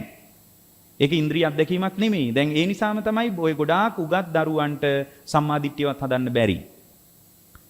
ඔගොල්ලෝ කොච්චර අවංක වුණත් මූලික தත්ත්වේවත් එන්න බැරි හේතුව මොකක්ද දන්නවද? ඔගොල්ලන්ට අර මූලික සම්මාදිට්ඨියකටවත් ගොඩක් අයට එන්න බෑ. මොකද ඒකේ මූලික සම්මාදිට්ඨියේදී දසවස්තුක සම්මාදිට්ඨිය කියලා එකක් තියෙනවා. අත්තිමාතා, අත්තිපිතා, අත්ති අයං ලෝකේ අත්ති මෙලෝ පිළිගන්නවා, පරලෝ පිළිගන්නවා, අම්මා පිළිගන්නවා, තාත්තා පිළිගන්නවා, බුදුරජාණන් වහන්සේ ඔය වගේ 10ක් තියෙනවා. ඒක එක තැනක තියෙනවා දන් දීමේ විපාක පිළිගන්නවා, සිල් රැකීමේ විපාක, ඒ කියන්නේ කර්මඵලයේ පිළිගන්නවා. ඊට පස්සේ ඒක එක තැනක තියෙනවා අත්ති සත්තා ඕපපාතික සත්තු පිළිගන්නවා කියලා. ඔන්න ඔය 10 නැත්තම් අර මූලික ධර්මයේ සුදුසුකමවත් නැහැ. මූලික එතකොට ඔය 10 ඕගොල්ලන්ගේ දැනුමට අභියෝග කරනවා. මොකද්ද? ඕපපාතිකව සත්තු බටහිර විද්‍යාත්මක දැනුම ඇතුලේ පිළිගන්නේ නැහැ. ඕපපාතික සත්තු ඉන්නවා කියලා පිළිගන්නේ නැහැ. මොකද ඒ ඕපපාතික සත්වයක සම්බන්ධ පරිශනාගාරයක නලයක කරන්න පුළුවන් කිසිදු පරිශ්‍රණයක් නැහැ. මොකද බටහිර විද්‍යාත්මක සීමාව ඉන්ද්‍රිය අධ්‍යක්ීම් ටික ඇතුලේ ගවේෂණය කරන නිසා අතීන්ද්‍රිය ජීවීන් සම්බන්ධව ඒගොල්ලන්ගේ කියවීමක් නැහැ. ඔන්න ඔතනදී ඔය අත්දැකීම එකපාරම පිළිගන්නෙත් නැතුව ඕගොල්ලෝ මේ අපි කියන එක දිගට කළොත් එහෙම ඒක ඕගොල්ලන්ගේ අත්දැකීමක්. ඒක සමහරට කෙනෙක් කියන්න පුළුවන් මේක මානසික මනෝප්‍රාන්තියක් වෙන්න බැරිද කියලා. දැන් භාවනා කරනකොට භාවනාමය අත්දැකීමක් නම් ඒ භාවනාමය අත්දැකීම මනස විසින් ගොඩනගාගත්ත මනෝප්‍රාන්තික තත්වයක් වෙන්න බැරිද කියලා. ඒක එහෙම නෙමෙයි පින්වත්නි. ඒක කාලයක් දියුණු කරාම භාවනා කරන පොදු කතාව දිහා බැලුවාම තේරෙනවා ඒක සත්‍ය වශයෙන්ම අතීන්ද්‍රිය ඥානය කියන එක වැඩිම මත අත්දකින්න පුළුවන් තත්ත්වයක්. දැන් ওই මෛත්‍රියම වඩ아가ගෙන යනකොට හැබැයි ඒකම දවසක් දෙකක් නෙමෙයි කාලාන්තරයක් මෛත්‍රිය වඩනකොට අවට සිටින සියලු සත්වයෝ කියලා බලනකොට පින්වත්නි මේ වටේට ඉන්න නොයෙක් ජීවින් සම්බන්ධ අදහස් එනවා. ඒ නොයෙක් ජීවින් සමග කතා කරන්න පුළුවන් අදහස් එනවා. ඒවා සමහර විට ඕගොල්ලන්ගේ කතාව ඇතුලේ විහිළු කතා වෙන්නත් පුළුවන්. එතකොට ඒක මානසික ප්‍රශ්නයක් නෙමෙයි කියලා හොඳටම තේරෙනවා කීප දෙනෙක්ගේ අත්දැකීම පවා ඒක. දැන් උදාහරණයක් විදිහට මට මේ පහුගිය දවසක එක හාමුදුරු කෙනෙක් කතා කළා අනුරාධපුරෙන් අක්කර ගාණක් කැලෑ මැද ඉන්නේ ස්වාමීන් වහන්සේ බොහෝම දක්ෂ කෙනෙක් වෘත්තීය වටිනාකම් ගොඩාක් තියාගෙන ඔක්කොම අත්හැරලා පැවිදි වෙච්ච කෙනෙක්. ඒ ස්වාමීන් වහන්සේ මට මතක් කළා දැන් මේක ඕගොල්ලන්ගේ අනිවාර්යෙන් ඕගොල්ලෝ කියයි මේ විහිළු කතාවක් මේ හාමුදුරු කියන්නේ කියලා. එතකොට ඒ ස්වාමීන් වහන්සේ මට කිව්වා මේ ළඟදී කතා කළා මේ හරි අමුතු අත්දැකීමක් තියෙනවා ආයුෂ්මතුන් වහන්සේ. මොකක්ද ඒ අමුතු අත්දැකීම? මෙහි ඉන්නවා මේ ඇහැට පේන්නේ නැති නිකන් රතු ඉන්දියානුව වගේ හැඩයක් තියෙන එක්තරා මනුස්ස කොටසක් ඉන්නවා. එහෙම කොටසක් ඉන්නවා. ඒගොල්ලෝ අවුරුදු 10000කට වඩා පරණයි. ඒගොල්ලෝ බුදුදහම ගැන කිසි උනන්දුවකුත් නැහැ. මං මේ භූමිය තමයි මේ කාලේ ඉන්නේ. හැබැයි ඔය කියන්නේ අනුරාධපුරිනුත් අක්කර කිලෝමීටර් 100ක් විතර ඇතුළට ගිහින් ඒකෙනුත් කැලයක් ඇතුළට ගියාම වෙච්ච දෙයක්. ඒතකොට ඒ හාමුදුරුවෝ මේ මානසික ප්‍රශ්න වල එහෙම ඉන්න අය නෙමෙයි. දැන් ඕගොල්ලන්ට කියපු ගමන් කියාවි නෑ ඒක පිළිගන්නම බෑ. ඕක ඔබ වහන්සේලා මානසිකව ගොඩනගාගත්ත තත්ත්වයක් වෙන්නත් පුළුවන් කියලා. ඊට පස්සේ මගේ අතින් කිව්වා මේ හරියට මං ඇහුවා ඒගොල්ලන්ගේ ස්වභාවය කොහොමද කියලා. එතකොට උන්වහන්සේ කිව්වා ගොඩාක් භාවනා කරන ස්වාමීන් වහන්සේ නමක් උන්වහන්සේ කිව්වා මේ හරියට නිකන් රතු ඉන්දියානුව වගේ හැඩයක් තියෙන්නේ අමුතුයි. හැබැයි ඒගොල්ලෝ අපිත් එක්ක කිසිම සම්බන්ධයක් නැහැ. ඒගොල්ලෝ බුදුදහම පිළිගන්නෙත් නැහැ. ඒගොල්ලන්ට උවමනාවකුත් නැහැ. ඒගොල්ලොන්ට නිකන් භූමිය උපාදානීය වෙච්ච ගතියක් තියෙනවා. මේවා අපේ තැන වගේ අදහසක් තියෙනවා. ඒගොල්ලන්ට එතනින් එහාට කිසිදු විශ්ලේෂණයක් නැහැ. හැබැයි හරිම පරණයි කියලා යහඳුරුගේ අත්දැකීමක් කිව්වා. මමත් ඊට පස්සේ මමත් දැන් ওই විෂය ගැන යම් හැදෑරීමක් තියෙන නිසා මං කිව්වා ඕක ඔබ වහන්සේගේ මානසික ව්‍යාධියක් මානසික ප්‍රාන්තික තත්ත්වයක් වෙන්න බැරිද? එතකොට උන්වහන්සේ කිව්වා අපි දන්න ඔය ගොඩාක් භාවනා කරන ස්වාමීන් වහන්සේලා ඉන්නවා ශ්‍රීපාද කැලෑවේ හිමි. එතකොට ඒ ස්වාමීන් වහන්සේ නමක් කියපු ඒ ස්වාමීන් වහන්සේලා නිතර වඩිනකොට ඒ ස්වාමීන් වහන්සේලාට මේ සිද්ධිය කියන්න කලින්ම උන්වහන්සේලාත් මේ අත්දැකීමට සමවදින බව මතක් කළා. එතකොට එහෙමනම් මේක අපි ඕනෑවට වඩා පිළිගන්න ඕනේ නැහැ. හැබැයි මේක අපිට විසි කරන්නත් බෑනේ එකපාරම. ඒ කියන්නේ මේ කතාව ඕනෑවට වඩා පිළිගන්න ඕනත් නැහැ. හැබැයි ප්‍රතික්ෂේප කරන්නත් බෑනේ එකපයින්ම. ඊටාම මදහත්ව විමසනකොට මේක විසි කරලා දාන්න පුළුවන් අදහසක් නෙමෙයි. දැන් මේ සමහර භාවනාමය අත්දැකීම් වලින් තමයි ඉන්ද්‍රිය අත්දැකීම අභිභවනීය කරපු තවත් ජීවින් ඉන්නවා කියලා එක එයාගේ අවබෝධයක් බවට පත් වෙන්නේ. එතකන් ඕගොල්ලෝ මේ කතාව පිළිගන්නේ නැහැ. මොකද ඕගොල්ලෝගේ දැනුම ඇතුලේ තමයි බුදුරජාණන් වහන්සේගේ ධර්මයක් කියවන්න උත්සාහ කරන්නේ. හැබැයි මේ ඕගොල්ලෝ දැන් මම මේකෙන් ඕගොල්ලන්ට එක්තරා පෙළඹවීමක් හදන්නයි උත්සාහ කරන්නේ. ඕගොල්ලෝ ටික ටික බණ භාවනා කරන වැඩපිළිවෙලට එන ලෝකේ හරි උනන්දුයි ඒක ගැන. එංගලන්තේ වගේ රටවල් වල ඔය සතිමත් වීම සම්බන්ධ විෂය නිර්දේශයට දාලා තියෙනවා. එංගලන්තේ වගේ රටවල් වල සතිපට්ඨානෙ කොහොමද පාවිච්චි කරන්න කියලා. නමුත් මං හිතනවා ඕගොල්ලෝ ඒක අතගාලවත් නැතුව ඇති කියලා. එතකොට අර හිත පුහුණු කරන්නේ නැතුව සැබෑ බුද්ධ ශ්‍රාවකෙක් වෙන්න පුළුවන් කමක් නැහැ. ඒතර දැන් බුද්ධ දේශනාවේ ආඛ්‍යානයේදී පොදු කතාව කියනවා ධර්මයේ ගැන කියනවා විනය ගැන කියනවා නිවන කියලා අවසන් කරනවා. ඔන්න ඔය රටාව දාගත්තොත් ඔයගොල්ලන්ට හැම තැනකදීම අවබෝධයට සම්බන්ධ අදහස මතුවේ. ඒතර දැන් මේ මම අපි කියාගෙන ආවේ අර ඒකනාමකින් කියන අදහස ඇතුලේ ඒක තියෙන විදියනේ. එතකොට මේ උපන් සත්‍යය සහ නූපන් සත්‍යය ගැන කියන්නයි මට ඔය කතා කියන්න උනේ. මේ වගේ අතිරේක කතා ගොඩාක් තියෙනවා. ඒ අතිරේක කතා සමහර ඒවා කිව්වොත් ඕගොල්ලෝ සමහර විට විස්මයටපත් වෙයි. සමහරට මට කියයි මානසික රෝගයක් තියෙනවා. ඉක්මනට ඔබ වහන්සේත් වෛද්‍යවරයෙක් හම්බ වෙන්න කියලා. ඒ නිසා සමහර කතා ඊට පරිස්සමින් කියන්න මම වග බලා ගන්නවා. එතකොට දැන් ඒක නාමකින් සබ්බේ සත්ත ආහාරට්ටිතිකා කියනකොට මේ ආහාරයෙන් යැපෙනවා කියන්නේ බත්මාළු වලින් ජීවත් වෙනවා කියන එක නෙමෙයි. බුද්ධ ශාසනය ආහාර වර්ග 4ක් පෙන්නනවා. එතකොට බුද්ධ ශාසනයේ පෙන්නන ආහාර වර්ග 4ක් තියෙනවා. එකක් තමයි කබලින්කාර ආහාරය. එතකොට මේ කබලින්කාර ආහාරය කියලා කියන්නේ ඔය අපි දැන් ආහාර ගන්න දේවල්. බත් මාළු පිණි මේවා ගන්න ආහාර. දෙවැනි ආහාරයේ තියෙන ස්පර්ශ ආහාරය. එතකොට ස්පර්ශය දැන් කබලින්කාර ආහාරය මේ කයට ආහාරය වුණාට ස්පර්ශය වේදනාවටයි අපි තුල හට ගන්න වින්දනයටයි සංඥාවලටයි ආහාරය. වින්දනයටයි සංඥාවටයි ආහාර. එතකොට වින්දනය සහ සංඥාව ඇති වුණාට පස්සේ අපි තුල කොහොමත් අවිද්‍යාව ක්‍රියාත්මක වෙන නිසා කර්ම සකස් වෙනවා. ඒකට අපි කියනවා මනෝ සංචේතන ආහාරය කියලා. ඒක ආහාරයක් කරගෙන මනෝ සංචේතන ආහාරයේ ත්‍රිවිධ තණ්හාවට තල්ලුව දීලා ඊට පස්සේ විඥාන ආහාරය කියලා එකක් තියෙනවා. ඒ විඥාන ආහාරය සහිතව තමයි අපිට ජීවිතේ අත්හැරෙන්නේ. අපි මිය යනවා කියලා හිතන්නකෝ. සාමාන්‍ය කෙනෙක් මිය යනකොට විඥානීය ආහාර සකස් කරගෙන තමයි යාට ජීවිතේ අත්හැරෙන්නේ. එතකොට විඥාණයට ආහාරය නැත්තම් නැවත ප්‍රතිසන්දිය කරා යන්නේ නැහැ. එතකොට විඥානයේ ආහාරය කරගෙන ප්‍රතිසන්දිය කරා ගියාම ආයෙත් කන බොන කෑමෙන් නඩත්තු කරන කයක් හම්බ වෙනවා. එතකොට ආයෙත් කබලින්කාර ආහාරයෙන් යැපෙන්න ඕන. ඔන්න ඔය වගේ ආහාර චක්‍රයක් තියෙනවා. ඕක තමයි අපි පොදු කතාව. දැන් බලන්නකෝ මම කියවනේ අර මුලින්ම අපේ පොදු කතාව කියන්නේ කියලා. ඒක නාමකින් සබ්බේ සත්ත ආහාරට්ටි. ඕක තමයි පොදු අදහස. ඕක ඇතුලේ මුළු පටිච්ච සමුප්පාදෙම තියෙනවා. ඕන නම් දවස් ගණන්, පැය ගණන්, හෝරා විශාල කාලයක් කතා කරන්න පුළුවන් සාකච්ඡාවක්. ඒක අපේ පොදු අදහස. උපන් සත්‍යයගේ පැවැත්මත් නූපන් සත්‍යයත් උපදින්නේ ওই මට්ටම ඇතුලේ. එතකොට ඒකට ඊටාම හේතු සාධක සහිතව හේතුඵලවාදී රිද්මයකට අපි කතාවක් කියනවා.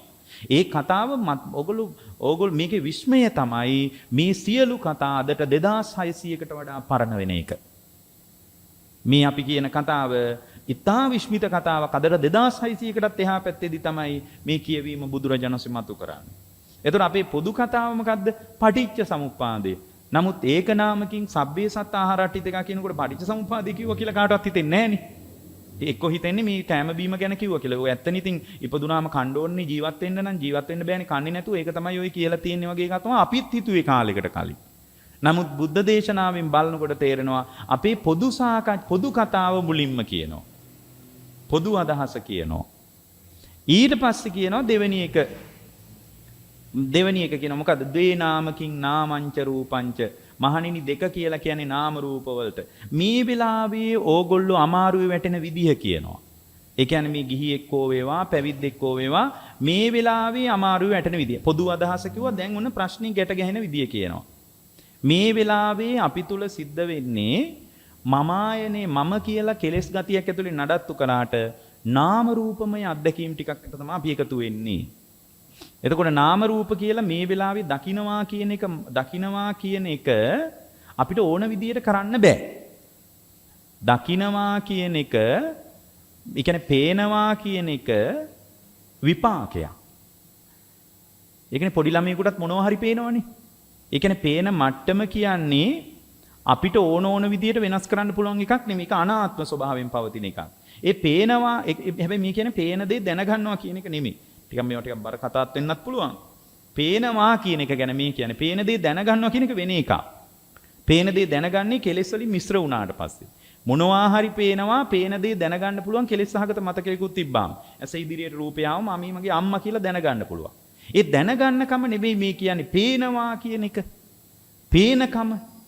දැන් පොඩි ළමයෙකුට පේනවා කියන සංසිද්ධිය සිද්ධ වෙනවා. එතකොට මේ පේනවා කියන එක පරණ විපාකයක්. ඒක පරණ කර්ම වලින් හැදිච්ච එකක්.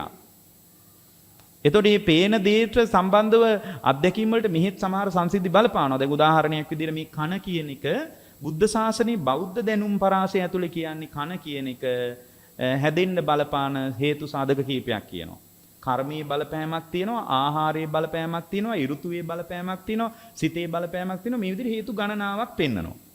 ඒ කියන්නේ මේ කන කියන එක කියන්නේ මේ කන කියන එක ආහාරයෙන්ම හදන්න බෑ. මේ කන සම්බන්ධව ආහාරයෙන් හදන්න පුළුවන් කොටසක් තියෙනවා. ඒකනේ බෙහෙත් හේත් දීලා කන හදන්න පුළුවන් නේ. ඇහෙන එක අඩු නම් විවිධාකාර දේවල් වලින් බෙහෙත් හේත් දීලා ඇහෙන එක සම්බන්ධව යථාපරිදි ක්‍රියාත්මක වෙන විදිහට විවිධ විපර්යාස කරන්න පුළුවන්. හැබැයි මේ ඇහෙන එක එහෙම වුණාට සෝත ප්‍රසාදේ කියලා එකක් තියෙනවා. ඒක කර්මයෙන් හැදෙන්නේ. ඒ සෝත දැන් බලන්න බුද්ධ දේශනාවේ තියෙන විශ්ලේෂණ මේක ඉතා ගැඹුරු කතා මේවා. ඕගොල්ලෝ මේ බුද්ධ ශාසනය කියලා හිතාගෙන ඉන්න කතාව වලට වඩා ඒක සංකීර්ණයි. ඇස කියන එක කර්මයෙන් හැදෙන කොටසක්, ආහාරයෙන්ුත් කොටසක් හදන්න පුළුවන්. ඒකයි එතකොට බෙහෙත් තෙල් දීලත් මේක වෙනස් කරන්න පුළුවන් කොටසක් තියෙනවා. හැබැයි චක්කු ප්‍රසාදය කියලා ඇහි කොටසක් තියෙනවා.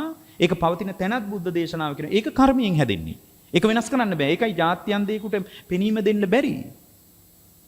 ඒ කියන්නේ මේ තාක්ෂණي කොච්චර උඩට ගියත් අනාදිමත් කාලයේ වුණත් ජාත්‍යන්තයකට පෙනීම දෙන්න බෑ. මොකද ඒක අපි කියන්නේ ඊටා විශ්ලේෂී දැනුම් පරාසයක් ඇතුලේ. මොකද අපි එක තැනක හිර වෙලා නෙමෙයි කියන්නේ. බුද්ධ දේශනාව කියනවා කර්මයෙන් හැදෙන කොටසකුත් තියෙනවා, ආහාරයෙන් හැදෙන කොටසකුත් තියෙනවා, ඍතුවෙන් හැදෙන කොටසකුත් තියෙනවා. ඇහැ මේ වෙලාවේ උපදින්නේ සිතට අනුව. ඒ කියන්නේ දැන් මේ පේන මට්ටමේ ඉන්නේ මානසිකාරයත් එක්ක. මානසිකාරිය නැත්තම් පේන්නේ නැහැ. සමහරට ඔයගොල්ලෝ මන් දිහා බලන වෙන කල්පනාවක ඉන්න පුළුවන්. එතකොට ඇහැ මගේ පැත්තට අවධානය තිබ්බට ඔයගොල්ලෝ පේන මට්ටමේ ඉන්නේ නැහැ.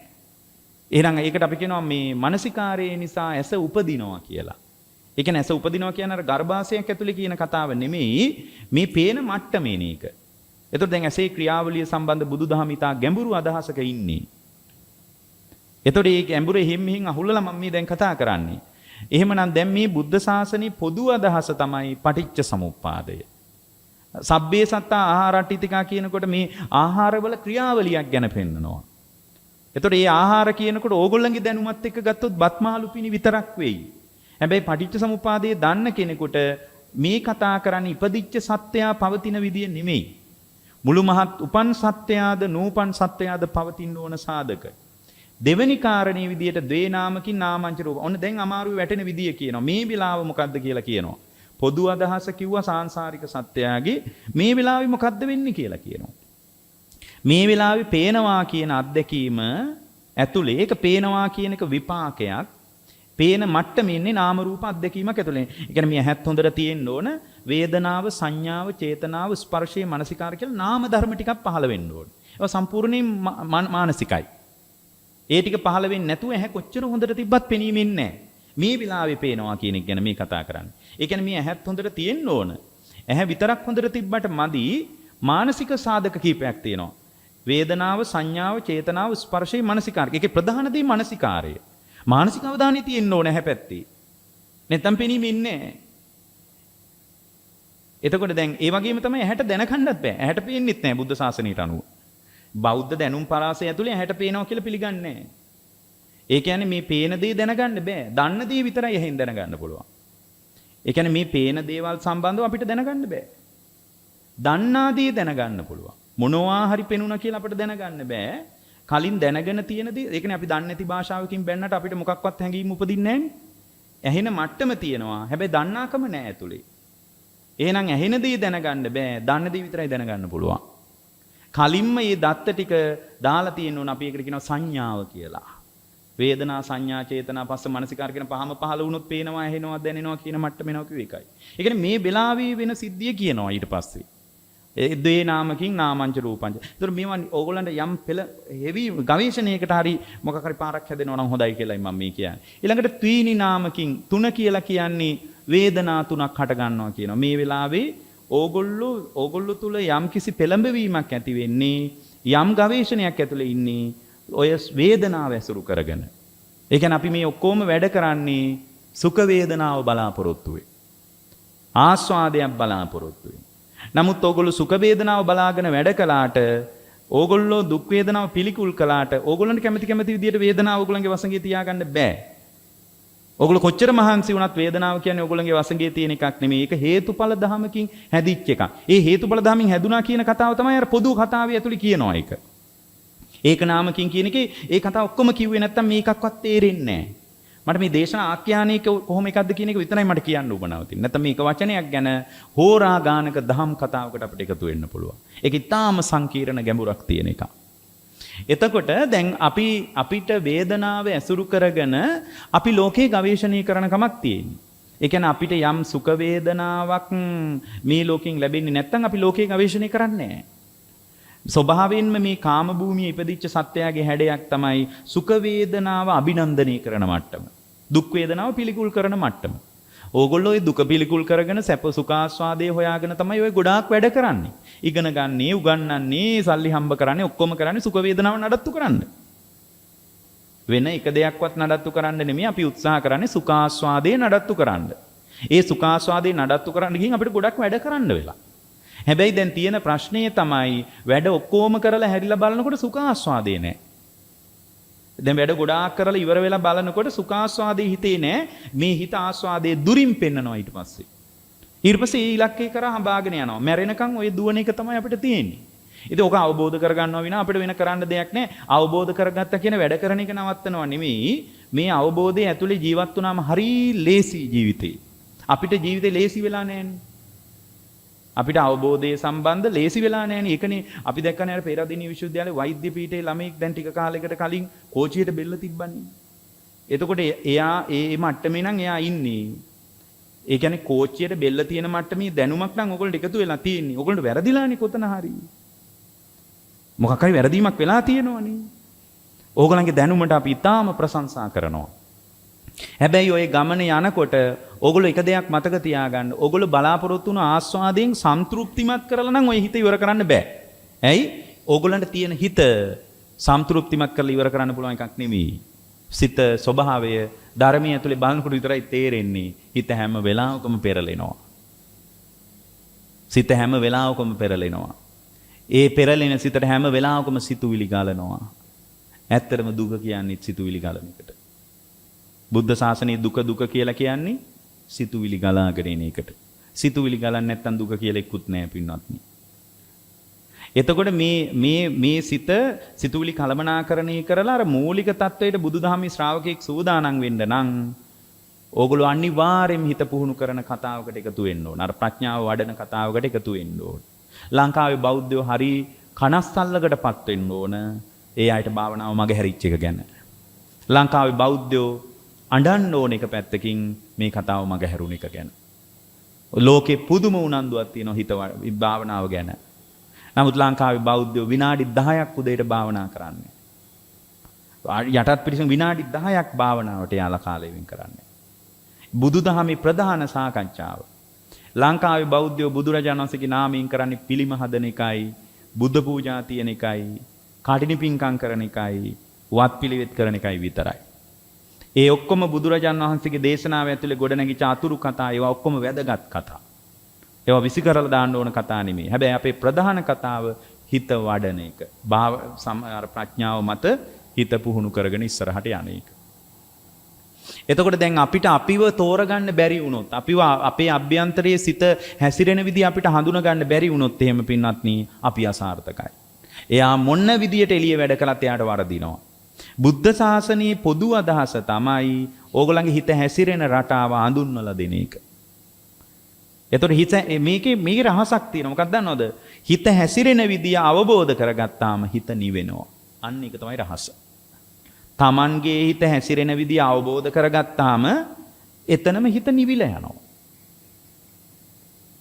එතනම හිත නිවිලා යනවා. ඒක තමයි බුද්ධ දේශනාව පෙන්නන බුදුරජාණන් වහන්සේ ඔය දුර්ගේශ්වරියේ වල එහෙම සෑහෙන කාලයක් ගිහින් කරපු ගවේෂණයේ ප්‍රතිඵලය. සම්පූර්ණ සිත අවබෝධ කරනවා, අවබෝධ කරාම සිත නිවිලා යනවා. අවබෝධ නොකරන තාක්කල් සිත කැළඹෙනවා. ඒතර අවබෝධ කරන්නේ කොමකින්ද? ප්‍රඥාවෙන්. ප්‍රඥාවෙන් අවබෝධ කරන්න ප්‍රඥාවේ ධාරිතාවය මදි නිසා ප්‍රඥාව වඩන්න තමයි භාවනාව පාවිච්චි කරන්නේ. අපේ ප්‍රධාන වැඩේ භාවනාව වුණාට අතිරේක සාකච්ඡාවක් භාවනාව ප්‍රධානම සාකච්ඡාව ප්‍රඥාව වඩන එක. ප්‍රඥාව වඩන්නට වෙන විකල්පයක් නැති නිසා අපිට තියෙන එකම විකල්ප ක්‍රමේ භාවනාව. ඒතර භාවනාව ගැන කියන්නේ නෙමෙයි බුදුරජාණන් වහන්සේ පහළ වෙන්නේ. ඒකනේ උන්වහන්සේ කියනවා මම සීලයක් ගැනවත් සමාධියක් ගැනවත් කියන්න නෙමෙයි මහණෙනි පහළ වුණේ කියනවා. Tamanගේ සිත ඇති වෙලා නැති වෙලා යන සාකච්ඡාව පැහැදිලි කරන්නයි පහළ වුණේ කියනවා. නමුත් සිත ඇති වෙලා නැති වෙලා යන බව අවබෝධ කරන්න තරම් ඕගොල්ලන්ගේ මනස ප්‍රඥාව පොඩි නිසා ඒක දියුණු කරන්න පාවිච්චි කරන සම්‍යක් ප්‍රයෝගය තමයි පින්වත්නි භාවනාව කියන්නේ. ඒතකොට ඒක ඒ වෙනුවට ඕගොල්ලොන්ට පහන් පත්තු කරන එක විතරක් නම් තියෙන්නේ. ඕගොල්ලෝ මේ බුද්ධ ශාසනයේ පිළිවෙත ගැන ලොකුවට උනන්දු වෙන්න එපා. ගෞතම බුද්ධ ශාසනය ගැන ලොකු හැරවුම් ලක්ෂයක් අපේක්ෂා කරන්න එපා. මොකද ඕක පහන් පත්තු කරලා වෙන වැඩක් නෙවෙයි. පහන් 84000ක් පත්තු කරත් මේ බුදුදහමේ කේන්ද්‍රගත ඉලක්කයට එකතු වෙන්න බෑ. දැන් බලන්නකෝ දැන් මේ වෙලාවේ වෙන දේ කියනවා. දැන් මේ වෙලාවේ වේදනාව පස්සේ හඹාගෙන යනවා. සුඛ වේදනාව බලාපොරොත්තු වෙනවා. දුක් වේදනාව පිළිකුල් කරනවා. සුඛ වේදනාව බලාගෙන සුඛ වේදනාව ගෙන ආපු ලෝකය ගවේෂණය කරනවා. ඒක තමයි අපි හැමදාම කරන්නේ. සුඛාස්වාදයේ අපේක්ෂාවෙන් සුඛාස්වාදයේ ගෙනාපු ලෝකය ගවේෂණය කරනවා. ඒ ගවේෂණය කළාට හිතේ සුඛාස්වාදයෙන් හිත සන්තෘප්තිමත් වෙන්නේ නැහැ. කාගෙන් හරි අහන්නකෝ ඉගෙනගෙන ඔක්කොම කරලා ඉවර වෙච්ච කෙනෙක්ගෙන් දැන් ඔයාගේ හිත සන්තෘප්තිමත්ද කියලා? එයා කියාවි නෑ තවත් පොඩ්ඩක් හරි තියෙනවා කියලා. ඒ කියන්නේ මේ හිත සන්තෘප්තිමත් කර හමාර කළ නොහැක. මේ සිත තෘප්තිමත් කරලා ඉවර කරන්න බෑ. කවදාවත් මේ සිත සන්තෘප්තිමත් කරලා ඉවර කරන්න බෑ. ඉවර කරන්න බැරි බව ඕගොල්ලෝගේම ඥාණයෙන් ඕගොල්ලෝ අවබෝධ කරගත්තාම සිත නිවෙනවා. එතකොට දැන් සුඛ වේදනාව බලාගෙන දැන් අපි මොකද්ද කරන්නේ? සුඛ වේදනාව බලාගෙන අපි ලෝකේ හොයාගෙන යනවා. ලෝකේ සාරයක් තියේවි කියලා හිතාගෙන. ඇත්තටම ලෝකේ වටිනාකමක් තියෙන නිසා නෙමෙයි අපි ලෝකේ හොයාගෙන ගිහින් නඩත්තු කරන්නේ. ඒ ලෝකේ නඩත්තු කරනකොට අපට සුඛාස්වාදයක් ඇති වෙන එකට අපි ආසයි. එහෙනම් ලෝකයේ මිනිස්සු ආසා කරන්නේ ලෝකයට නෙමෙයි. එයා යාගෙම හිතේ උපන් සුඛාස්වාදයට එයා තණ්හා කරන්නේ. එහෙනම් මතක තියාගන්න අපි ලෝකයේ පස්සේ දුවන්නේ Tamanගේම හිත කෙරෙහි උපන් තණ්හාවකි. ලෝකයට අපි තණ්හා කරන්නේ ලෝකේ පරිහරණය කරනකොට ලෝකේ නඩත්තු කරනකොට ලෝකයේත් එක්ක එකතු වෙනකොට අපේ හිතේ සුඛාස්වාදයක් උපදිනවා. ඒ සුඛාස්වාදී ඉපදිච්ච ලෝකේ මතක තියාගෙන හොයනවා. හොයපු ආයෙ මතක තියාගෙන හොයනවා. ඔන්න ඔය මට්ටම තමයි අපේ දැන් තියෙන తত্ত্বය. අපි ලෝකේ හොයන්නේ ලෝකයේ කෙරෙහි තණ්හාවෙන් නෙමෙයි. ලෝකේ පරිහරණය කරනකොට ඕගොල්ලන්ගේ හිතේ සුඛාස්වාදයක් උපදිනවා. හැම මිනිස්සෙක්ම Tamanගේ සුඛාස්වාදයට විතරයි තණ්හා කරන්නේ. අම්මටවත් තාත්තටවත් දරුවටවත් වාහනයටවත් ගෙදරටවත් ඉඩමටවත් මොකටවත් තණ්හා කරන්නේ. ඒ ඔක්කොම Tamanට සුඛාස්වාදයේ ගෙනත් දෙනකන් විතරයි නඩත්තු කරන්නේ. දැන් මට එක මහත්තයෙක් කිව්වා ඒක නෝනා කෙනෙක් ඒ දෙන්නම ඇවිල්ලා කිව්වා ඒගොල්ලෝ ටිකක් බණ භාවනාත් කරගෙන හිටියා කාලයක්. මගේ අතින් කිව්වා මේ ස්වාමීන් වහන්සේ අපි දෙන්න වෙන් වෙන්න යන්නේ. තාම විධායක ශ්‍රේණියේ රැකියාවක් කරන මහත්තයෙක්. ඒ නෝනත් ඊටාම හොඳ රැකියාවක් කරන මම ඒව වෙන් වෙන්න යන්නේ. මම ඒව ඇයි කියලා. එතකොට කිව්වා මේ කලින් අපි මේ කාලයක ප්‍රේම සම්බන්ධතාවයක් මතයි විවාහ වෙන්නේ. ඉතින් අවුරුදු අපේ 7ක් 8ක් විතර දීර්ඝ ප්‍රේම සම්බන්ධයක් අපි තුල තිබ්බා. ඉතින් දැන් කලින් නම් මහත්තයාට මාව නැතුවම බෑ මාව හොයනවා කතා කරනවා. ඊට පස්සේ මම කොහේ හරි යන්න උමනා නම් එයා සමහරට මට යන්න තියෙන කිලෝමීටරයක් විතර දුර එයා කිලෝමීටර් 15ක් විතර ගෙවාගෙන මාව එක් කරගෙන යනවා කිලෝමීටරයක දුරක. ඊට පස්සේ කාලයක් යනකොට අපි අතර විවිධ විරසකම් ඇති වුණා. දැන් එයා මං ගැන හොයන්නේ නැහැ කියලා ඒ නෝනාගේ කතාව කිව්වා. එතකොට මේක ඇතුලේ එක දෙයක් පේනවා. මොකද්ද දන්නවද? එතකොට දැන් කලින් ඒ නෝනා ඇත්තම කතාව ඒක තමයි. කලින් ඒ නෝනාව දකින්නකොට අර මහත්තයාට සුඛාස්වාදයක් ඇති වුණා. එයාගේ කටහඬ අහනකොට සුඛාස්වාදයක් ඇති වුණා. එයාගේ ස්පර්ශයෙන් සුඛාස්වාදයක් ඇති වුණා. දැන් ඒ නෝනාව දැක්කට කටහඬ ඇහුවට ඒ නෝනාගේ සියලු කාර්යයන් ඉදිරියේ ඒ කියන්නේ අර ඉන්ද්‍රිය අධ්‍යක්ීම් සියල්ල ඉදිරියේ දැන් මේ මහත්තයාට සුඛාස්වාදේ ගලන්නේ. ඒ නිසා මේ නෝනාව නඩත්තු කරන්න මේ මහත්තයාට උමනාවක් නැහැ. එහෙනම් මතක තියාගන්න අපි ලෝකේ නඩත්තු කරන්නේ ලෝකයට තියෙන තණ්හාවකට නෙමෙයි මිනිසු තණ්හා කරන්නේ Tamanගේ සිතට. ඒ නිසා ඕගොල්ලෝ ඇතුළ පැත්ත පොඩ්ඩක් බලන්න. ඕගොල්ලෝ ලෝකේම හඹාගෙන යන්නේ ලෝකයේ කෙරෙහි ලෝකේ කොච්චර හොඳට තිබුණත් ඕගොල්ලන්ට ආස්වාදේ ගලන්නේ නැත්තම් වැඩකුත් නැහැ. ලෝකේ හොඳට තිබ්බා කියලා ඕගොල්ලන්ට ආස්වාදේ ගලන්නේ නැත්තම් ඕගොල්ලන්ට ලෝකයෙන් වැඩක් නැහැ. දැන් මෙහෙම හිතන්න. දැන් ඔන්න බිරිඳයි ස්වාමියයි දෙන්නෙක් ඉන්නවා කියලා හිතන්න. දැන් ඔන්න බිරිඳට ගමනක් යන්න වෙනවා. එතකොට දැන් අර මහත්තයා ගෙදර. එතකොට අර බිරිඳ කෝල් කරලා අහනවා මේ දැන් දවස් ගානක දුර ගමනක් ගියා කියලා හිතන්න. එයා කෝල් කරලා අහනවා දැන් ඔයා හොඳින් ඉන්නවද? උදෙන්ම නැගිට්ටද? තේ බිව්වද? ඔක්කොම අහනවා. එතකොට ඕ මං තේ බිව්වා. අර මහත්තයාගේ කෙටි උත්තර තියෙන්නේ. කෑමද? ඔව් මං කාලා ඉන්නේ. ඔයාට මන් නැතුව පාළු ඇතිනේ කියලා ඇහුවොත්. අර මහත්තයෙකු තපෝ නෑ මේ ඔයා ඉද්දි කොයි වෙලෙත් කය කතා කරනවා මේ ඔයාගේ කට ටිකක් සැරයි මේ ඔයාගේ වැඩේ බලාගෙන ඉන්නකො මං හොඳට ඉන්නවා. මම අද හරි සනීපෙට ඉන්නවා. ඔයාගේ වැඩක් බලාන ඔයා හිමීට එන්නකො. සාමාන්‍ය එහෙම කතාවක් වෙන්න පුළුවන් නේ මහත්තයලා නෝනලා අතර. ඔයාගේ වැඩක් බලාන ඔයා හිමීට එන්නකො කියලා කිව්වොත් එහෙම අර නෝනට සතුටු හිතෙයිද? ඒ නෝනට සතුටු හිතෙයිද? සතුටු නෑ. හරිනම් ඒ නෝන සතුටු වෙන්න ඕනේ නේ මහත්තයා හොඳටම ඉන්නවලුනේ. දැන් මේ මහත්තයා හොඳටම ඉන්න එක ගැන මේ නෝන සතුටු වෙන්න එපාය. එයාට සතුටු නෑනේ. එහෙනම් මතක තියාගන්න ලෝකේ හොඳම මට්ටමට තිබ්බත් අපිට වැඩක් නෑ අපේ සුඛාස්වාදේ ගලන්න නැත්තම්. ඒකෙන් මතක තියාගන්න ඕගොල්ලෝ ඔය ලෝකේ නඩත්තු කරගෙන ඒවා රකින්න කියලා එළියට දිව්වට ඕගොල්ලන්ගේ හිතට තණ්හා කරගෙන හිතෙත් සුඛාස්වාදයට තණ්හා කරගෙන ඕගොල්ලෝ ලෝකේ මත දුවනවා. මේ අභ්‍යන්තර ප්‍රශ්න ඉතා මැනවින් හඳුනාගත්තාම ලෝකේ ගොඩාක් වැඩ කරන්න නැහැ. ලෝකේ ගොඩාක් වැඩ කරන්න මොකද අපිට ගොඩක් වැඩ කරන්න වෙලාවක් නැහැ. උපරිම මෙහි ඉන්න පුළුවන් අවුරුදු 70ක් විතර. අවුරුදු 70කට වඩා ඕගොල්ලන්ගේ කය පවත්වන්න පුළුවන් තරමට විද්‍යාව සාර්ථක නැහැ. ඒක තමයි අපි ඉස්සරහ තියෙන බරපතලම ප්‍රශ්නේ. නමුත් ඒගොල්ලන්ට ඒකට උත්තර නැහැ. ඒ බරපතල ප්‍රශ්නෙට උත්තර නැහැ ලෝකේ කොහෙවත්.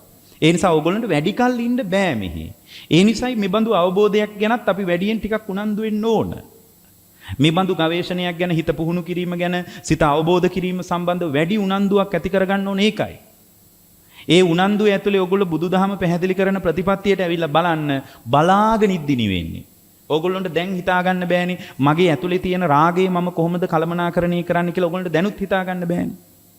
සමහර විට ඕගොල්ලන්ට හිතෙනවානේ මේ මගේ ඇතුලේ තියෙන කෙලෙස් මට කළමනාකරණය කරගන්න බෑ මම මේවයින් බැට කනවා කියලා. හැබැයි ඕගොල්ලෝ පුංචි ක්‍රමවේද බුද්ධ දේශනාවේ පැහැදිලි කරන පොඩි ක්‍රමවේද වලට එකතු වෙලා බලන්න ඕගොල්ලෝ මේ සතිය හිටියට වඩා ලබන සතිය වෙනකොට නිවෙනවා. නමුත් දැන් බුද්ධ ශාසනය ඉන්නවා කියලා අපි කරපු එකක් ඇතුලේවත් අපි නිවිලා නැහැනේ. ඒ නිසා බුද්ධ දේශනාවේ දැන් ඔන්න මේ වෙලාවේ අරුබුදේ කියනවා තීනි නාමකින් තුන්වෙනි මේ තමයි පටිච්චසමුපාදයේ මේ වෙලාවේ අරුබුදේ ඇති වෙන විදිය කියනවා. මුලින්ම ඒක නාමකින් සබ්බේ සත්තාහාරට පොදු කතාව කිව්වා. ද්වේ නාමකින් නාමංච රූපංච මේ වෙලාවේ ඕගොල්ලෝ දකින්නකොට සිද්ධ වෙන ඇතුලේ සංසිද්ධිය කියනවා. තීනි නාමකින් මේ වෙලාවේ ත්‍රිවිධාකාර වේදනාවක් හට ගන්නවා. ඒ වේදනාව හැම වෙලාවෙම ඇති වෙලා නැති වෙලා යනවා කියලා කියනවා. මම මේ දේශනාවට කාලේ ඉවර වෙලා තියෙන නිසායි මම ඉක්මනට කියන්නේ. චත්තාරි නාමකින් චත්තාරි අරිය සත්‍යානි මේ හතර කියලා කියනවා චතුරාර්ය සත්‍ය. ඒ කියන්නේ මේ වෙලාවේ අත්දැකීම ඔක්කොම දුක ඇතුලේ බලනවා. දුක්ඛ සත්‍ය ඇතුලේ බලනවා. ඒ කියන්නේ මේ වෙලාවේ සුඛ වේදනාව දුක් වේදනාව ඇසුරු කරන්න වෙච්ච එකම දුක. ඒ සුඛ වේදනාව දුක් වේදනාව ඇසුරු කරන්න වෙන්නේ ස්පර්ශය නිසා. පස්සපච්චය වේදනා කියලා. පටිච්චසමුප්පාද දාන්න කෙනෙකුට විතර ඒක තේරෙන්නේ. දුක්ඛ සමුදයක් කියනවා. ස්පර්ශය නිරුද්ධ වෙනකොට සියලු ආකාරයේ දුක් වේදනා සුඛ වේදනා නිරුද්ධ වෙන බවක් කියනවා. ඒවා නිරුද්ධ කරන්න ප්‍රතිපදාව ආර්ය අෂ්ටාංග මාර්ගය කියලාත් කියනවා. ඔන්න චත්තාරි නාමකින් මේ තවම බුද්ධ දේශනාවේ න්‍යායාත්මක හැදෑරීම ගැන පැහැදිලි කරනවා. මම ඒකනේ කිව්වේ පොදු කතාව කියනවා ධර්ම සංඛ්‍යාතකම. Taman තුල සිද්ධ වෙන සංසිද්ධිය කියනවා. පංචනාමකින් පංච උපාදානස්කන්ධ මේ වෙලාවේ ඕගොල්ලෝ ලෝකේ අත්දකින්නකොට තමා තුල ස්කන්ධ ටිකක් හට ගන්නවා. පේනවා කියන මට්ටම ඇතුලේ තමා තුළ විඥානස්කන්ධය හට ගන්නවා, අඳුන ගන්නවා, පේනේව සංඥාස්කන්ධයක් ඇතුලේ හට ගන්නවා. මේ ඔක්කොම නාම ධර්ම. ඒ අඳුන ගන්නකොට සුඛ වේදනාව ඇති වෙනවා, වේදනාස්කන්ධය. මේ බඳු මානසික විශ්ලේෂණයක් කරාට බුදුරජාණන් වහන්සේට හිස නමන්න ඕන. ඕගොල්ලන්ටත් මේක තේරුම් ගන්න බෑ. මේක යටත් පිරිසෙන් දේශනා 500ක්වත් ඇහුවොත් මේක තේරුම් ගන්න බෑ. එතකොට දැන් මේ වගේ විශාල මානසික කතාවක් බෞද්ධකමට නෙමෙයි මේ බඳු කතාවක් ලෝකෙ ඉස්සරහට තියපු එකට බුදුරජාණන් වහන්සේ ගරු කරන්න ඕන. මේ කියන කතාව මේ අපි හිතලු එහෙම කියනවා නෙමෙයි. මේ ගැන ඕන කතාවක් අහන්න. මේ කියන කතාව ගැන ඕගොල්ලන්ට මේ නෑ මේක මෙහෙමයි කියලා ඕගොල්ලන්ගේ කතාවත් එක්ක අපිට මේක සාකච්ඡා කරන්න පුළුවන්. මේක කතාවක්වත් හිර වෙන කතා නෙමෙයි. මේවා ඊටා සාන්දෘෂ්ටික සාකච්ඡා. එතකොට මේ වෙලාවේ වෙන්නේ මොකද්ද කියලා මනස විසිරුවලා පෙන්නනවා. මේ වෙලාවේ රූප දකින්නකොට දකින්න මට්ටමින් චක්කු විඥානෙ පහළ වීමෙන් කියනවා. ඒක අඳුන ගන්නවා කියනවා. මේකට විනාඩියක් යන්නේ නැහැ. තප්පරෙන් 10න් පංගුවක්වත් යන්නේ නැති තරම් පොඩි වෙලාවක් ඇතුළත වෙන සංසිද්ධිය විසිරුවලා කියනවා. එතකොට ඊට පස්සේ සංඥා ගලනවා. එතකොට අඳුන ගන්නවා. ඒ අඳුනා ගැනීමට අනුව සුඛ වේදනාව සුඛ වේදනාව දුක් වේදනා මනාපයින් සැප වේදනාව උපදිනවා. අමනාපයින් වේදනා ස්කන්ධයක් හට ගන්නවා. ඒකට අනුව හිතට සිතුවිලි ගලනවා. සංකාර ස්කන්ධයක් හට. මෙන්න මේ වෙලාවේ සිද්ධ වෙන න්‍යායාත්මක தත්ත්වය තේරුම් කරනවා. ඊට පස්සේ 6 වෙනි කාරණේ විදියට කියනවා මොකද්ද? ආයතන 6 ගැන. මේ වෙලාවේ ඔයගොල්ලන්ට අත්දැකීම් ගන්න පුළුවන් 6 පැත්තකින් විතරයි. හැබැයි බටහිර විද්‍යාව නම් 6ක් කියන්නෙත් නැහැ. ඒගොල්ලෝ 5යි කියලානේ කියන්නේ. අපි කියන්නේ චක්කු සෝත ගාන જીවහා කාය මන කියලා 6 පැත්තකින් අත්දැකීම් ගන්නවා. ඒතකොට ඒගොල්ලෝ මනස ගැන කතා නොකරපු එකත් හොඳයි. මොකද ඒගොල්ලොන්ට මනස ගැන අතීන්ද්‍රිය ඥානයක් නැහැ නේ. එතකොට ඉතින් මනස ගැන කතා කරන්න ගියත් අවුල් වෙනවා. ඒ නිසා කතා නොකරපු එකම හොඳයි එක පැත්තකින්. එහෙමනම් දැන් බලන්න හොඳට ටිකක් හොඟක් කල්පනා කරලා බලන්න මේ වෙලාවේ ඕගොල්ලන්ට අත්දැකීම් ගන්න පුළුවන් 6 පැත්තකින් විතරයි. එක්ක දැක්කා කියනවා, එක්ක ඇහුවා කියනවා, එක්ක දැනුණා කියනවා, එක්ක හිතෙනවා. එච්චරයි. ඉන්ද්‍රිය අත්දැකීම් මොකක්වත් නැතුව අතීත අනාගත දැකපු අහපු දේවල් සම්බන්ධව කල්පනා කරන්න පුළුවන්. ඒකට අපි මන ආයතනය කියලා කියනවා. මේ වෙලාවේ ඔය හය පැත්තෙන් විතරයි අත්දැකීම් ගන්න. ඔය හය පැත්තෙන්ම අත්දැකීම් ගන්නකොට ඇලෙන්නෙත් නැත්තම්, ගැටෙන්නෙත් නැත්තම්, මුලා වෙන්නෙත් නැත්තම්, තණ්හා කරන්නෙත් නැත්තම් ආයි උපත කරා යන්නේ. ආයි විඥානි පැලවෙන්නේ ගර්භාෂයකවත් කොහෙවත් පැලවෙන්නේ ආයි උපදිනවා කියලා පිළිගන්නේ නැති කෙනෙක් මේ කතාව සම්පූර්ණයෙන් ප්‍රතික්ෂේප කරන්න පුළුවන්. මේ වෙලාවේ අහන, දකින, දැනෙන, හිතන දේ සම්බන්ධව තණ්හාවෙන් නඩත්තු කරන ගතියාවොත් විතරයි නැවත භවයේ පවතින්නේ. ඒ අහන, දකින, දැනෙන, හිතෙන දේවල් කෙරෙහි තණ්හාවෙන් තෙත් වෙන්නේ නැත්නම් එයා උපත කරා යන්නේ එච්චරයි. නිවන කියන්නේ ඒකට. අර එක වෙලාවක බුදුරජාණන් වහන්සේ ළඟට ඇවිල්ලා මේ හේමක කියලා තරුණයෙක් අහනවා මේ ඔබ වහන්සේ නිවන ගැන කියනවලු, නිවෙන විදිය කියනවලු, මේ පරණ නිවිච්ච ඒවා මට කියන්න එපා. ඉස්සරහට නිවෙන්න හිතාගෙන ඉන්නවා නම් ඒවා කියන්නත් එපා. ඉතින් එයා දක්ෂ හොඳ තරුණයෙක්. පරණ වෙච්ච ඒවා කියන්නත් එපා, වෙන්න තියෙන ඒවාත් කියන්න එපා. මට දැන් නිවන් දකින්න විදිය කියන්න කියලා කියනවා. දැන් අපෙන් ওই වගේ එකක් ඇහුවොත් අපිට දාඩිය දානවා. ඒ අපිට උත්තර නැහැනේ හරියට. දැන් එතකොට කියනවා වෙච්ච ඒවා කියන්නත් එපා, ඉච්ඡාසී කියන පරිය ඉති භවිස්සති මෙසේ වන්නේ කියලා මට කියන්නත් එපා. දැන් කියන්න නිවන් දකින්න විදිය. එතකොට එයා බුදුරජාණන්සේ පරීක්ෂා කරන්න ආපු කෙනෙක්. එයාගේ ගුරුවරයා තමයි බාවරී කියලා ඉන්දියාවේ ප්‍රධාන ගුරුවරයෙක් එයා. එයාගේ ගෝලයෙක් බුදුහාමුදුරුවෝ ඇත්තටම භාග්‍යතුන් වහන්සේ බුදු වෙලාද කියලා ඔයා ගිහින් බලලා එන්න කියලා මේ එවපු කෙනෙක්. එහෙනම් ඒ කාලෙත් අද වගේම බුදු වුණා කියපු අය ඉඳලා තියෙනවා. ඒ කාලෙත් ඉඳලා තියෙනවා. එතකොට බුදුරජාණන් වහන්සේගෙන් දැන් මේ කෙටි උත්තරයන්නේ බලාපොරොත්තු වෙන්නේ වෙච්ච ඒවා ඊයේ නිවන් දැක්කේ මෙහෙමයි කියලා කියන්නත් එපා කියනවා. හෙට නිවන් දකින්නවා නම් මෙහෙමයි කියලා කියන්නත් එපා කියනවා. දැන් තමයි මට නිවන් දකින්න ඕන. දැන් මේ වෙලාවේ නිවනටපත් වෙන විදිය ඔබ වහන්සේ මට කියන්න මට වෙලාවකුත් නැහැ. ඒ කියන්නේ මට ගොඩක් වෙලාත් නැහැ ඔබ වහන්සේගේ කතා අහන්න. ඍජු ප්‍රශ්න කිරීමක් නේ. එතකොට උන්වහන්සේගේ උත්තරේ එක වාක්‍යයයි මෙන්න මේ විදියට. එහෙනම් අහගන්න කියනවා. අහගන්න කියනවා. ඉද දිට්ඨ සුතමුත විඤ්ඤාතේසු පිය රූපේසු හේමක චන්දරාග විනෝදනං නිබ්බාන පද මච්චුතං කියනවා. එච්චරයි කතාව. ඉද දිට්ඨ දකින ලෝකය කෙරෙහි, සුත අහන දේවල් කෙරෙහි, මුත දැනෙන දේවල් කෙරෙහි, විඤ්ඤාත හිතන දේවල්. ඔయిత වඩා අදට 2600කට එහා පැත්තේදී මාන පුද්ගල අධ්‍යක්ීම් පරාසය පිළිබඳව මේ පැහැදිලි කරපු එකට වඩා ඕගොල්ලන්ට අධ්‍යක්ීම් කොහෙන් හරි ගලනවා නම් තාක්ෂණික ලෝකයෙන් හරි ගලන්න පුළුවන් විදියට හදාගන්න පුළුවන් නම් කියන්න. ඔච්චරයිනේ අධ්‍යක්ීම් පරාසය. ඉද දිට්ඨ සුත මුත විඤ්ඤාත දකින අහන දැනෙන හිතෙන ලෝකේ. දැන් මේ නිවන ගැන කියන්නේ. ඉද දිට්ඨ සුත මුත විඤ්ඤාත ඉද දිට්ඨ සුතමුත විඤ්ඤාත කියන ස්වභාවය කෙරෙහි යම් ශ්‍රාවකයෙක් තුල අහන දකින දැනෙන හිතෙන ලෝකයේ කෙරෙහි ප්‍රියභාවයෙන් මధుරභාවයෙන් පිළිගන්නේ නැත්තම්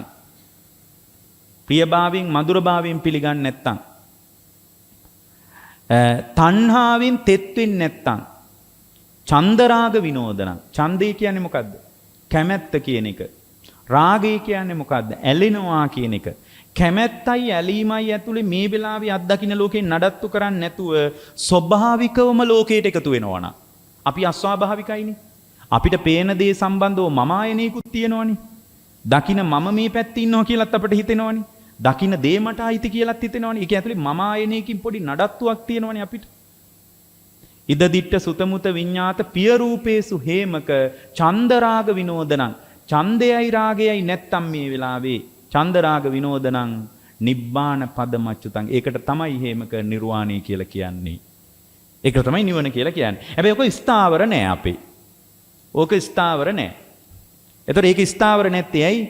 කෙලෙස් සහගත ගතියක් සම්බන්ධ මතකයක් අපිට තියෙනවා.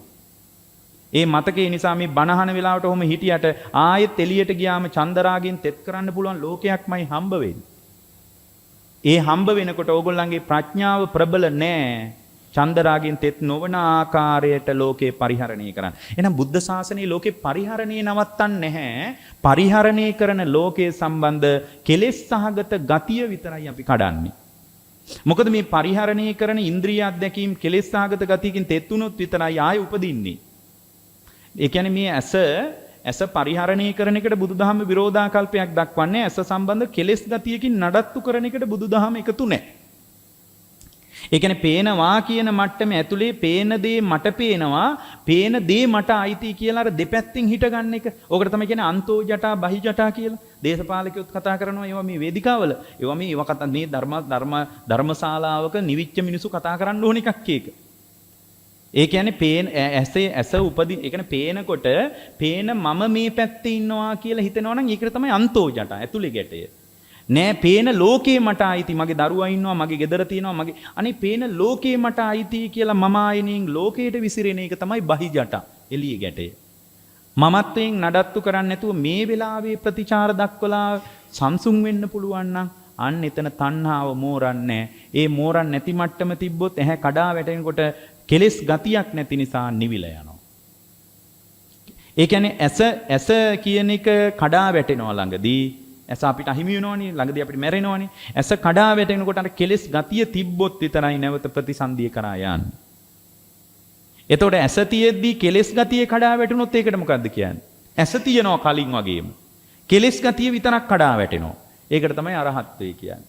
ඇස කලින් වගේම තියනවා කෙලෙස් ගතිය කඩා වැටෙනවා. ඒකට අරහත්ත්වය කියනවා. කෙලෙස් ගතිය තියේදී ඇහැ කඩා වැටෙනවා. මොකද ඇහැ පරණ කර්මයෙන් හදපු එකක් නේ. එතකොට ඒ පරණ කර්මයේ විසින් ඔයගොල්ලන්ගේ ආයු අපේක්ෂාව තීරණය වෙලා තියෙන්නේ. ඒක මොන්නතරම් දියුණු කතාවක් ඇතුළේවත් වෙනස් කරන්න බෑ. එතකොට ඇහැ තියද්දී කෙලෙස් ගතිය කඩා වැටෙන එකට අපි කියනවා අරහත්ත්වය කියලා. ඒකනේ රහතන් වහන්සේලා රහත් වුණා කියලා පහුවෙන්ද පිරිනුවම් පාන්නේ නෑනේ. රහත් වුණත් ඇස පරිහරණය කරගෙන ඉන්නවා. ඒ කියන්නේ ඇස තියනවා කෙලෙස් ගතිය නෑ.